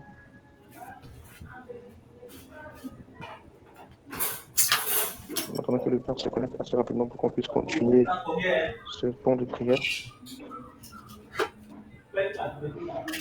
Voilà, aussi pour les membres de l'exposition, c'est vrai que nous tous nous sommes intercesseurs, mais pour les membres de l'exposition, je demande à ce que, voilà, déjà, chacun puisse prier en langue, doucement, à fond sonore, avant que les choses aussi se disposent, parce que aussi nous sommes dans un temps assez spirituel, c'est vraiment un temps assez important, donc Amen, amen. Amen, amen. C'est compliqué, on est beaucoup attaqué. Amen, que Dieu soit effectivement. Amen. Hey. D'accord. Donc, elle va voir que son mari aura un comportement très excessif. Moïse peut fermer son micro. D'accord. Voilà. Son mari va avoir un comportement très excessif à cause de l'onction prophétique qui repose sur lui. David va se mettre à se trémousser devant Dieu. Il va enlever tous ses habits. Un roi qui va danser en caleçon. L'onction prophétique est bizarre. Va pousser ton mari à faire des choses bizarres. Ou l'homme avec qui tu veux marcher à faire des choses bizarres pour le Seigneur. Et puis, voici ce qui va se passer. Son mari rentre à la maison étant heureux et va lui dire, mais pourquoi tu t'es ridiculisé autant? Et David va répondre, c'est comme ça j'étais où? Et puis mon Seigneur est venu me chercher. Il m'a remplacé. Il m'a pris et puis il a laissé ton papa. La Bible dit le simple fait que David ait mentionné ça, Dieu a fermé les entrailles de sa femme et plus jamais elle a eu enfant encore. Elle est restée stérile. Elle est morte sans avoir un enfant. Je dis bien, elle est morte sans avoir un enfant. La femme du roi David a été frappée par Dieu de stérilité parce qu'elle a osé parler en mal de l'homme de Dieu. Et voici maintenant le socle même de mon message. Lorsque tu te maries avec un homme de Dieu, il faut savoir une chose. Fais la différence entre ton chéri et puis l'homme de Dieu. Sinon, tu auras des problèmes. Généralement, les femmes mélangent tout. Et quand tu t'en te marier avec un homme de Dieu, là, si jamais tu t'es marié à un homme de Dieu, il faut savoir déjà qu'il y a une onction sur lui. L'onction là, tu es marié à l'homme de Dieu, mais tu n'es pas marié à son onction. Ça veut dire que l'onction qui est sur un homme de Dieu là, n'est pas marié à toi. L'onction là ne te connaît pas. L'onction, lui, le connaît lui, mais l'onction ne connaît pas la femme de l'homme de Dieu. Ça veut dire quoi? Si jamais quelqu'un te touche, comme tu es précieuse au cœur de l'homme de Dieu, l'onction qui repose sur lui là va réagir pour toi. Lorsque tu es fille ou fils spirituel d'un homme de Dieu, je te promets que l'onction qui repose sur l'homme de Dieu est avec toi. Ça t'accompagne. Ça y est avec toi. Si quelqu'un te touche, l'onction que je porte, si tu es mon enfant spirituel, l'onction que je porte va réagir. L'onction que je porte réagit automatiquement. L'onction te suit. L'onction est avec toi. Mais, si je me marie, tu dois aussi, c'est-à-dire la femme qui va partager la vie de l'homme de Dieu, doit faire attention à la dimension de l'onction. Parce que l'onction est un couteau à double tranchant. C'est-à-dire, l'onction est bien, mais souvent aussi l'onction est un peu méchante. L'onction là protège l'homme de Dieu. Donc si tu fais des choses qui font mal à l'homme de Dieu, l'onction qu'il porte là peut réagir même si tu es sa femme. Parce que j'ai dit, quand tu vas te marier avec un homme de Dieu, tu rentres dans un foyer polygame. Malheureusement, cette femme de Dieu là, cette femme de prophète, elle a reçu une malédiction. Au lieu d'être bénie, elle a été maudite. Elle est restée stérile toute sa vie. Elle n'a jamais eu d'enfant. Et elle n'a plus jamais eu d'enfant. Parce qu'elle a osé parler en mal. Et quand tu vas te marier là, il ne faut pas crier n'importe comment sur l'homme de Dieu. Hein. Oui, il y a des jeunes filles qui aiment bien ça. Quand tu vas te marier, si c'est un homme de Dieu, il faut réfléchir. Avant de dire tes mots là, fais attention. Parce que toi, pour toi là, malheureusement, les jeunes filles ou la femme, c'est difficile pour qu'elle arrive à faire la distinction entre l'homme de Dieu et puis mon mari. Souvent, les deux sont indissociables. Donc, fais attention. Même si tu es fâché, abstiens-toi de dire certaines choses. Parce que son onction peut réagir sans qu'il ne le veuille. On ne parle pas n'importe comment un homme de Dieu.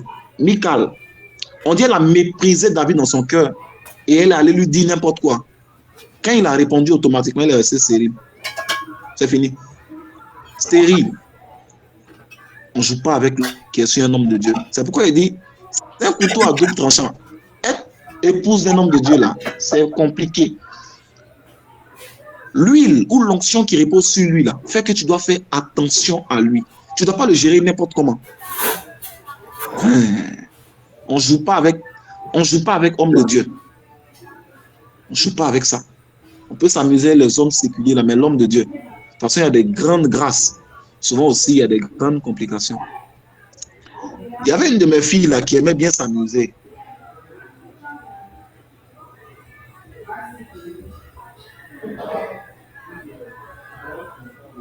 Elle garde l'argent là.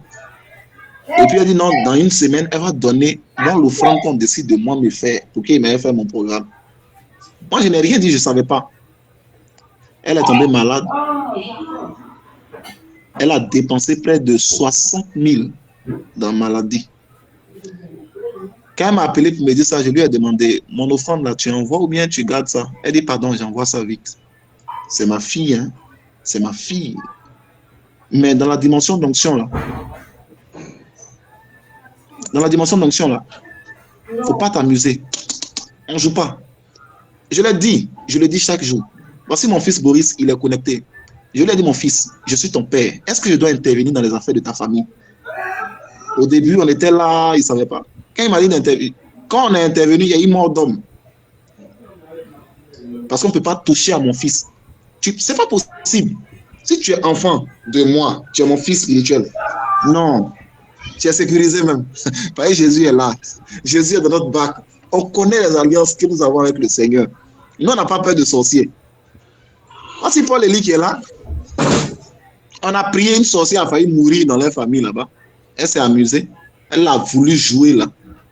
Ah, elle a failli partir. Après, il a dit au Seigneur, bon, Miséricorde, miséricorde, miséricorde. On ne joue pas. On ne joue pas avec l'onction du Saint-Esprit. Tu es marié à un homme de Dieu. Ne lui parle pas n'importe comment. Il faut réfléchir. Il faut bien réfléchir avant de parler à un homme de Dieu. Et il ne faut jamais parler en mal même. Peut-être que tu peux parler en mal, tu peux le critiquer sur sa manière de faire à la maison, des choses comme ça. Le Seigneur peut laisser ça. Mais critiquer les choses qui touchent à son ministère, ah non, il ne faut pas faire ça. Il ne faut pas le faire. Il faut faire la différence entre ton chéri, ton mari ou ton futur mari là, et puis l'homme de Dieu. Il y avait une femme de Dieu qui était stérile, dont le mari avait un ministère de miracles. Le mari priait pour que des femmes qui n'ont pas enfant puissent avoir enfant, mais lui-même, sa femme était stérile. Et sa femme disait, je suis la femme de l'homme de Dieu. De toute façon, je vais avoir enfant. Pendant des années, elle n'avait pas enfant. Donc, elle dit à son mari, mais qu'est-ce qui se passe? Son mari dit, tu n'auras pas enfant tant que tu ne me considères pas comme un homme de Dieu. Mais c'est difficile de considérer quelqu'un comme un homme de Dieu. Hein. Lorsque tu vois sa nudité, hein, c'est compliqué. Parce que la grande révérence que les autres ont là, l'accès que toi tu as là, ils n'ont pas accès à ça. Tu le vois nu. Tu le vois dans tous ses défauts. Peut-être quand il donne un crachat cool. Mais quand il est sur la chaîne, il est bien habillé. Donc tu n'arrives pas à voir son côté très spirituel là. Tu dors chaque jour avec lui. Tu vois comment il est malade, comment souvent il tremble, quand il a froid, comment tu dois le masser, comment il a mal, comment il se fâche, souvent comment il pleure. Donc tu peux ne pas respecter le manteau ou la grâce qu'il porte. Et finalement, la femme se rend compte qu'elle n'a pas honoré son mari. Elle est allée chercher une grande offrande. Quand elle est venue, elle a dit cette fois-ci, elle n'a pas appelé son mari chéri, elle a dit homme de Dieu. Je vais faire une offrande pour que Dieu me délivre de la stérilité. Et l'homme de Dieu a pris dans l'office prophétique l'offrande de la servante de Dieu. Il a prié pour la servante de Dieu. Aïe, aïe, aïe, aïe, aïe, aïe, aïe, aïe, aïe, aïe. Il a bien mangé l'offrande de sa femme. Il va quitter maintenant l'office d'homme de Dieu. Il devient encore l'époux de la femme. 9 mois après, la femme est enceinte. Mais tant qu'elle restait dans la dimension de c'est mon chéri, là, que c'est mon mari simple, et qu'elle n'honorait pas l'onction, elle n'allait jamais enfanter. Et dit bien, jamais enfanter. Oui, tu peux être avec un homme de Dieu. Même moi, ma propre femme, si je vais me marier, même si elle veut faire business, et qu'elle me dit de prier simplement, je vais prier. Si elle ne me fait pas offrande, je vais prier comme ça, il n'aura pas certaines choses. Et elle lui dit, hey, laisse le côté mariage. Il faut m'honorer comme un homme de Dieu, afin que l'onction puisse couler. Si tu ne me vois pas comme ça sera difficile pour que tu puisses entrer dans ta grâce. Et quand tu vas te marier avec un homme de Dieu, il faut avoir ça en tête. Fais la différence entre l'homme de Dieu et puis l'homme. Si tu es mon fils spirituel aussi, il faut apprendre à honorer l'onction. Il y a certains de mes fils qui honorent l'onction qui repose sur ma vie, qui sont entrés. Moi, je vois comment certains ont commencé à payer des dîmes qui étaient insignifiantes. Mais aujourd'hui, quand je touche certaines dîmes, je sens quand même qu'il y a une certaine progression. Ils sont quittés d'un point A à un point B. Et on est en train de partir seulement. On ira de gloire en gloire, d'année en année. À chaque fois, je prie que le Seigneur ajoute 1 0 à vos dîmes. Oh, gloire à Dieu. Si tu payais dîmes 10 000, que le Seigneur permette que tu payes dîmes 100 000. De 100 000, tu vas payer dîmes 1 million. Parce que tu es dans l'alliance, tu es dans la grâce. On sait où on a mis nos pieds. Par la grâce du Seigneur Jésus. Quand tu es avec un homme de Dieu et que tu sers Dieu dans son ministère, surtout, tu sers Dieu aussi comme la fille, comme une fille spirituelle. Ouais. Oui. Parce qu'il y a certaines chéries de hommes de Dieu qui n'aiment pas quand l'homme de Dieu les réprimande. Non, hein, quand tu es avec un homme de Dieu, il doit te réprimander, il doit te gronder. Et ça, c'est le problème de beaucoup de femmes de serviteurs de Dieu. Il doit te gronder comme sa fille. Oui, tu es sa fille spirituelle. Il doit pouvoir te gronder. Mais souvent, ça passe mal devant les femmes. Parce qu'ils se disent, mais pourquoi il va me gronder comme une petite fille? On dirait que je suis sa fille. Oui, tu es sa fille spirituelle. Dans l'office du ministère, les choses qui ont attrait au ministère, ton mari peut te gronder. Et tu dois accepter ça. Tu dois être humble. Mais ça passe mal. Mais il y a beaucoup de servants de Dieu maintenant qui ont compris ça ou qui sont en train de comprendre ça. Mais si tu n'as pas enseigné, ça va passer mal pour toi. Parce que tu as dit, mais pourquoi me traiter, on dirait, il traite ses enfants spirituels? Non, il doit crier aussi sur toi. Nous, on était avec notre père spirituel. Il nous disait chaque jour, il dit, si je n'épargne pas ma femme, vous là, je ne vais pas vous épargner aussi. Sa propre femme, il la met au pas. Quand elle est en train de déconner dans le ministère, il la met au pas. Il dit bien sa propre épouse, l'épouse de l'homme de Dieu. Lorsqu'elle ne respecte pas certains protocoles dans l'œuvre de Dieu, il la remet au pas. Il dit bien, il la remet au pas. C'est comme ça, dans l'œuvre de Dieu. Tu vas marier un homme de Dieu, s'il y a beaucoup de choses qui sont derrière.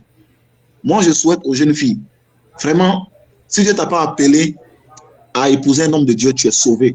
Mais s'il t'a appelé à épouser un homme de Dieu, là, il y a deux cas. Il y a deux cas. Le monde spirituel sera toujours à côté de vous. Et surtout, si c'est un prophète. Écoutez, il y a des dimensions même d'onction qui sont jalouses. Il y a une onction, vous savez, quand un homme de Dieu doit commencer à exercer puissamment son ministère, souvent Dieu le veut tellement pour lui seul. Tu vas dormir avec un homme de Dieu. Il y a une femme qui s'est mariée avec un puissant homme de Dieu.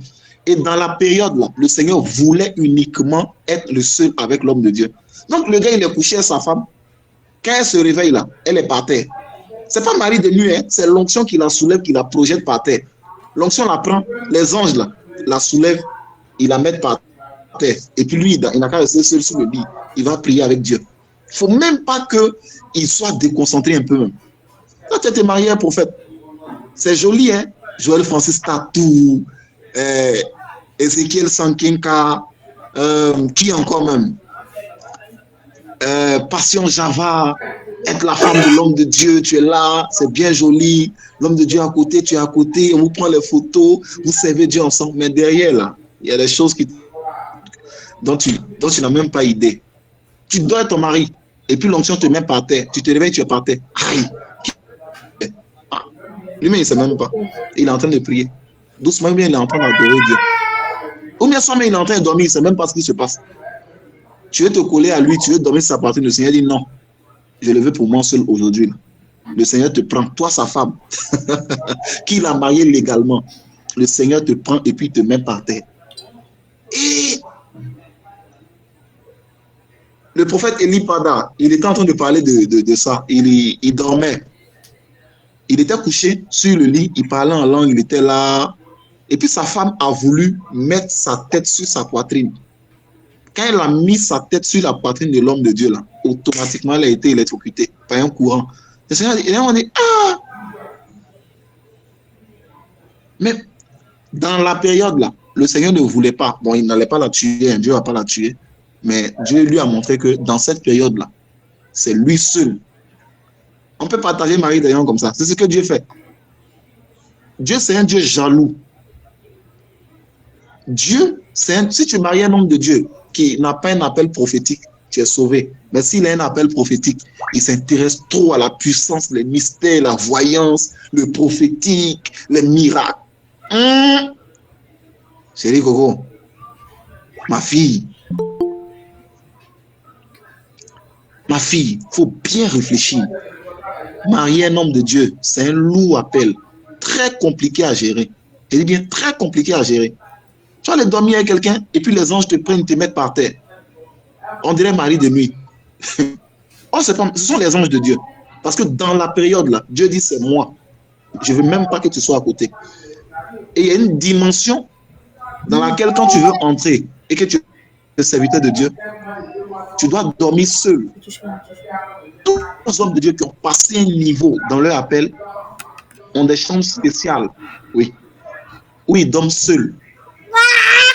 Donc, tu veux marier un homme de Dieu, il faut accepter qu'il fasse 10 jours sans te voir. Il est dans la maison avec toi, mais tu ne le vois pas pendant 10 jours. Il dit bien pendant 10 jours, tu ne le vois pas. Moi, je sais, à un moment de ma vie, les prix que je vais payer. Il arrivera un moment que je vais aller progressivement. Je vais aller, chaque mois, je vais disparaître quelques jours pour qu'elle s'habitue un peu. Parce que je sais que s'il fait brutalement, ça va la frustrer. Ça va la déranger. Marier un homme de Dieu, c'est difficile. C'est difficile. On dit il y a mariage dans ta famille. Au moment où tu as bien de l'homme de Dieu, tu dis, bon, ma petite soeur se marie, il te dit, non, non, je suis un jeune aujourd'hui.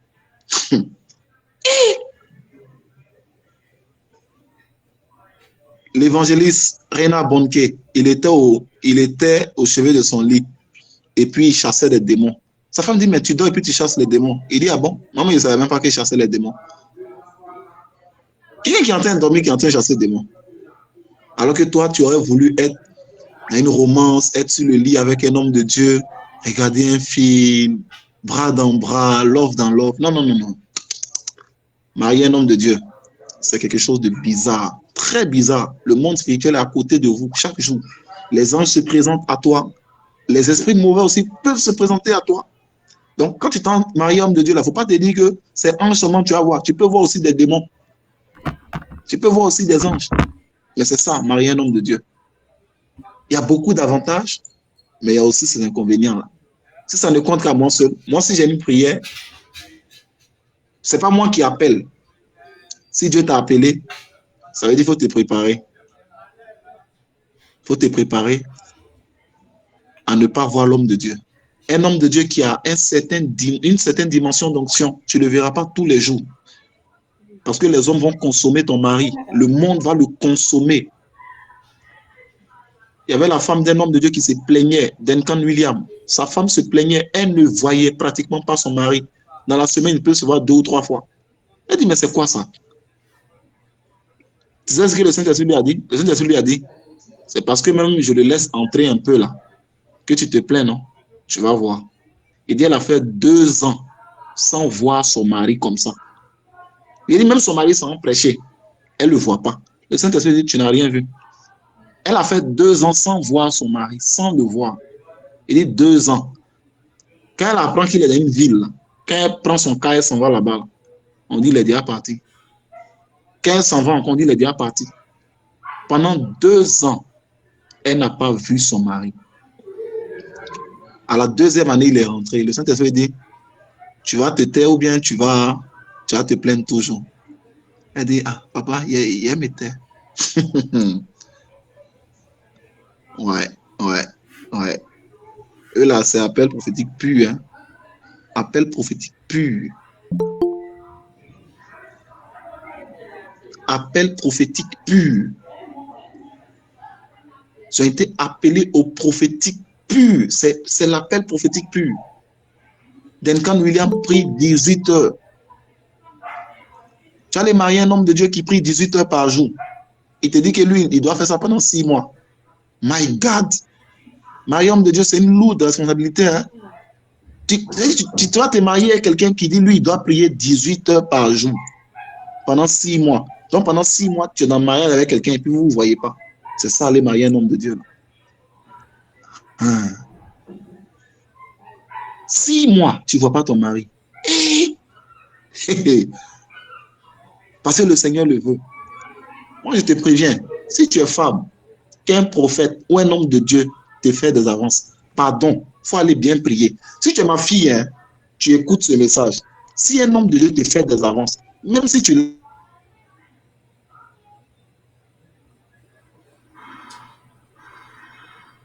qu'il faut, va bien prier le Seigneur.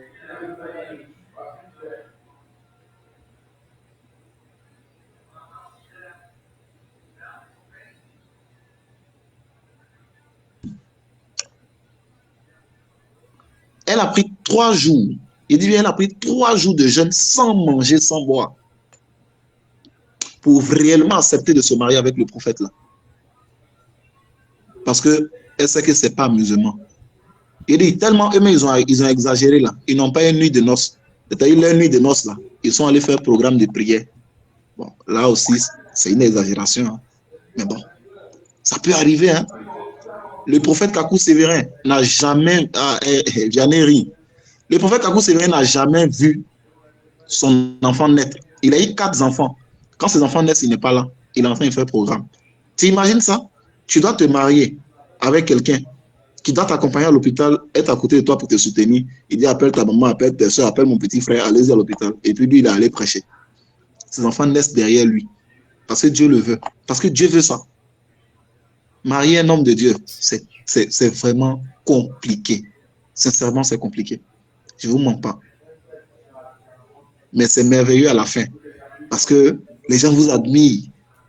On voit Liliane Sanogo, Mohamed Sanogo. Ah, ils sont beaux, ils sont jolis, ils sont mignons. Oh, moi-même là, je serais mon chéri là. Si c'est Dieu là, ça sera tellement beau. Regarde Joël Francis Tatou et sa femme. Regarde Pasteur Marcelo et sa femme Blanche. Regardez comment c'est beau. Regardez Ivan Castanou et sa femme. C'est beau. C'est joli à regarder. Mais les sacrifices qu'ils ont consentis. Ah non, ah non. C'est grave. Tu as été marié avec quelqu'un de capricieux, très capricieux. Écoutez, moi par exemple, écoutez, je vais vous dire une chose. Moi, je vais à l'église. Si je dis à ma fiancée ou à quelqu'un, allons à l'église. Je viens chez toi, par exemple, je vais à l'église, la prière, la messe est à 8h. Je viens chez toi à 7h30. 7h30 pile, je suis là. Ou bien soit je viens en avant. Si à 7h45 ou 7h50, tu n'es pas prête, même si tu es ma fiancée, je te laisse, je m'en vais. Je m'en vais. Ça peut te choquer. Mais moi, la présence de Dieu, pour moi, la présence de Dieu, je ne peux pas remplacer. Pour moi, la présence de Dieu est irremplaçable. Si tu es femme et que tu veux entrer dans la vie d'un homme de Dieu, pour moi, tu dois pouvoir respecter le temps. Et surtout, le temps où on doit aller prier Dieu. Mais ça peut te choquer. Ça peut te choquer. Tu peux dire, ah, mais pourquoi il n'a aucune compassion? Pourquoi il n'est pas doux? Pourquoi il n'est pas attentionné? Pourquoi il ne m'a pas attendu? Pourquoi il n'a pas fait ceci? Et pourtant, moi, je m'avais prié. Et je n'aime pas être en retard dans la présence de Dieu. Ça peut, toi, te choquer. Ça peut te choquer. C'est avec quelqu'un comme ça, tu allais te mettre en relation. C'est compliqué, hein? C'est vraiment compliqué. Que Dieu nous bénisse. Alléluia. Ouvrez les micros, ouvrez les micros, ouvrez les micros. Donnez-moi des amen. Ouvrez Amen, les micros, donnez-moi. Amen.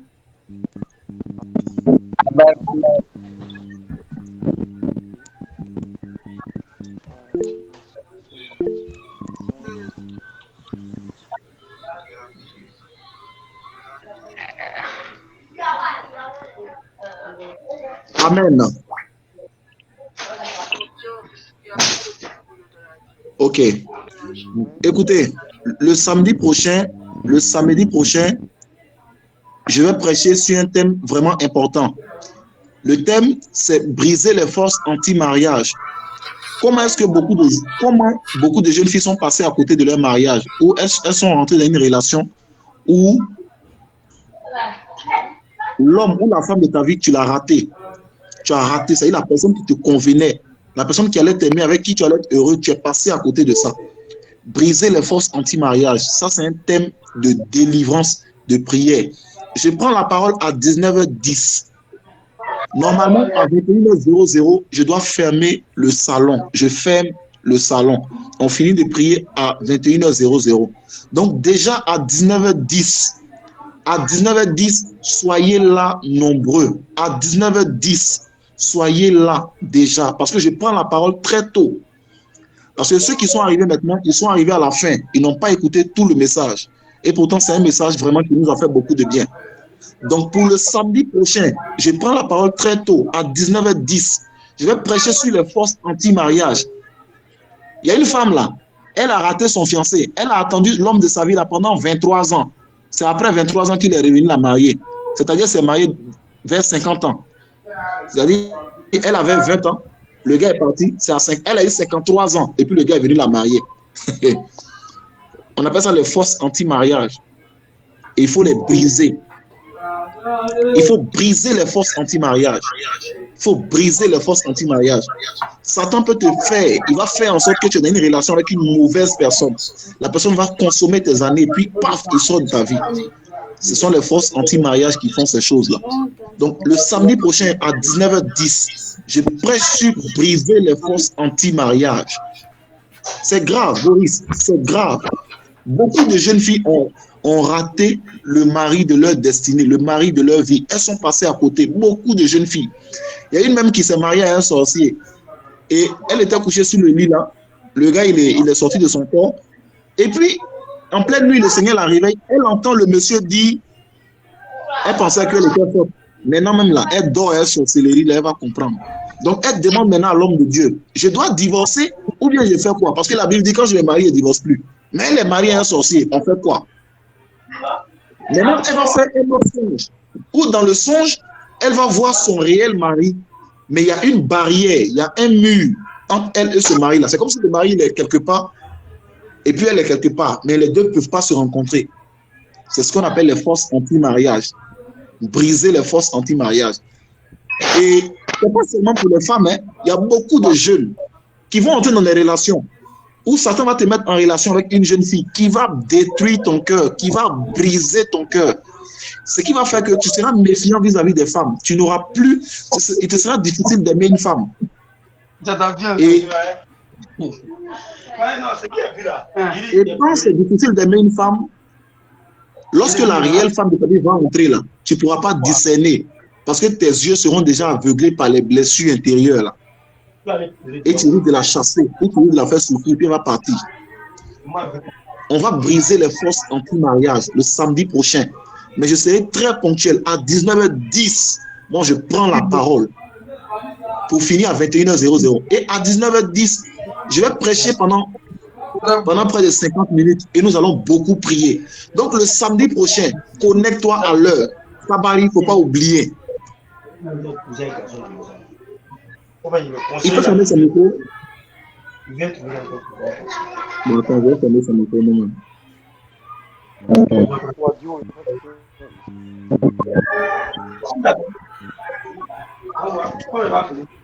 C'est qui même? Ok. Ouais, mais tu peux fermer ton micro. Bon, attends, je ferme. Voilà, j'ai fermé. Donc, le samedi prochain, soyons pile à l'heure où nous allons prier. On a commencé le jeûne. Moi, je suis en train de jeûner, je suis en train de prier. La sœur Lynn ou Moïse, il va vous faire signe tout à l'heure. Tous ceux qui veulent m'écrire, me confier un sujet de prière. Moi, il y a quelqu'un qui m'a écrit au cours de la semaine que je devais suivre. J'ai fait exprès, je n'ai rien dit pour laisser cette personne venir à moi. Mais le gars, il ne m'a pas écrit. Il ne m'a pas écrit. Il faut qu'il m'écrive. Voilà, il faut qu'il m'écrive. Si vous avez des sujets de prière personnels que vous voulez me confier, écrivez-moi. Pour le moment, là, je reçois les sujets de prière, j'écoute, je conseille les gens. Je vous suis. Moi, je suis beaucoup de personnes. Donc, ça fait que c'est pas que je vous ai oublié, mais souvent, je suis énormément de personnes. Je suis beaucoup de personnes. Donc, il faudrait vraiment que chacun vienne avec son cas, m'expliquer et puis l'orienter en fonction de ce que le Saint-Esprit me donne comme révélation. Voilà. Pour ceux qui ont besoin aussi d'une orientation prophétique, qui doivent prendre une direction dans leur vie et puis qui ne savent pas quoi faire, quoi choisir. Moi, le Seigneur m'a doté des dons et des grâces prophétiques. Je vois en esprit par la grâce de Dieu. Mes yeux sont ouverts. Je vois. Voilà. Dieu m'a fait la grâce de voir les choses spirituelles. Donc, tu peux me confier ton sujet, tu peux me confier certaines choses. Je vais prier pour toi, je vais t'orienter, je vais te montrer la voie à suivre par la grâce de Dieu. Le Saint-Esprit va t'orienter au travers de ma humble personne, de ma petite personne. Il a fait tellement de bien. Et pour tous ceux aussi qui travaillent, qui ont besoin de se faire suivre, qui veulent marcher avec un homme de Dieu, qui veulent être formés, suivis. Mes enfants, je prie avec eux. Je les suis, je leur donne la parole pour qu'ils puissent grandir spirituellement. Tu as besoin d'un père spirituel. Tu as besoin de quelqu'un qui va te suivre, qui va prier pour toi, qui sera derrière toi, qui va t'aider, qui va te coacher spirituellement. Je suis là. Mon WhatsApp est ouvert. Vous allez demander aux frères, ils vont vous donner mon numéro WhatsApp. Nous avons un groupe WhatsApp, vous pouvez intégrer. Vous pouvez m'écrire personnellement, me raconter votre vie, les problèmes dans lesquels vous êtes. Je vais vous aider par la grâce de Jésus. Je vais vous aider par la grâce du Seigneur. Je suis disponible, je suis disposé pour ça. Je suis né pour faire ça. Je suis né pour suivre les hommes. Voilà.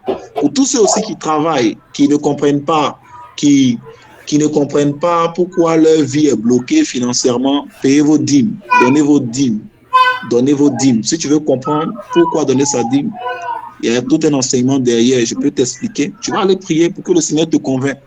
Mais je crois qu'il y a une grande bénédiction derrière la dîme. Donc c'est important que aussi vous soyez des dîmeurs, donnez vos dîmes.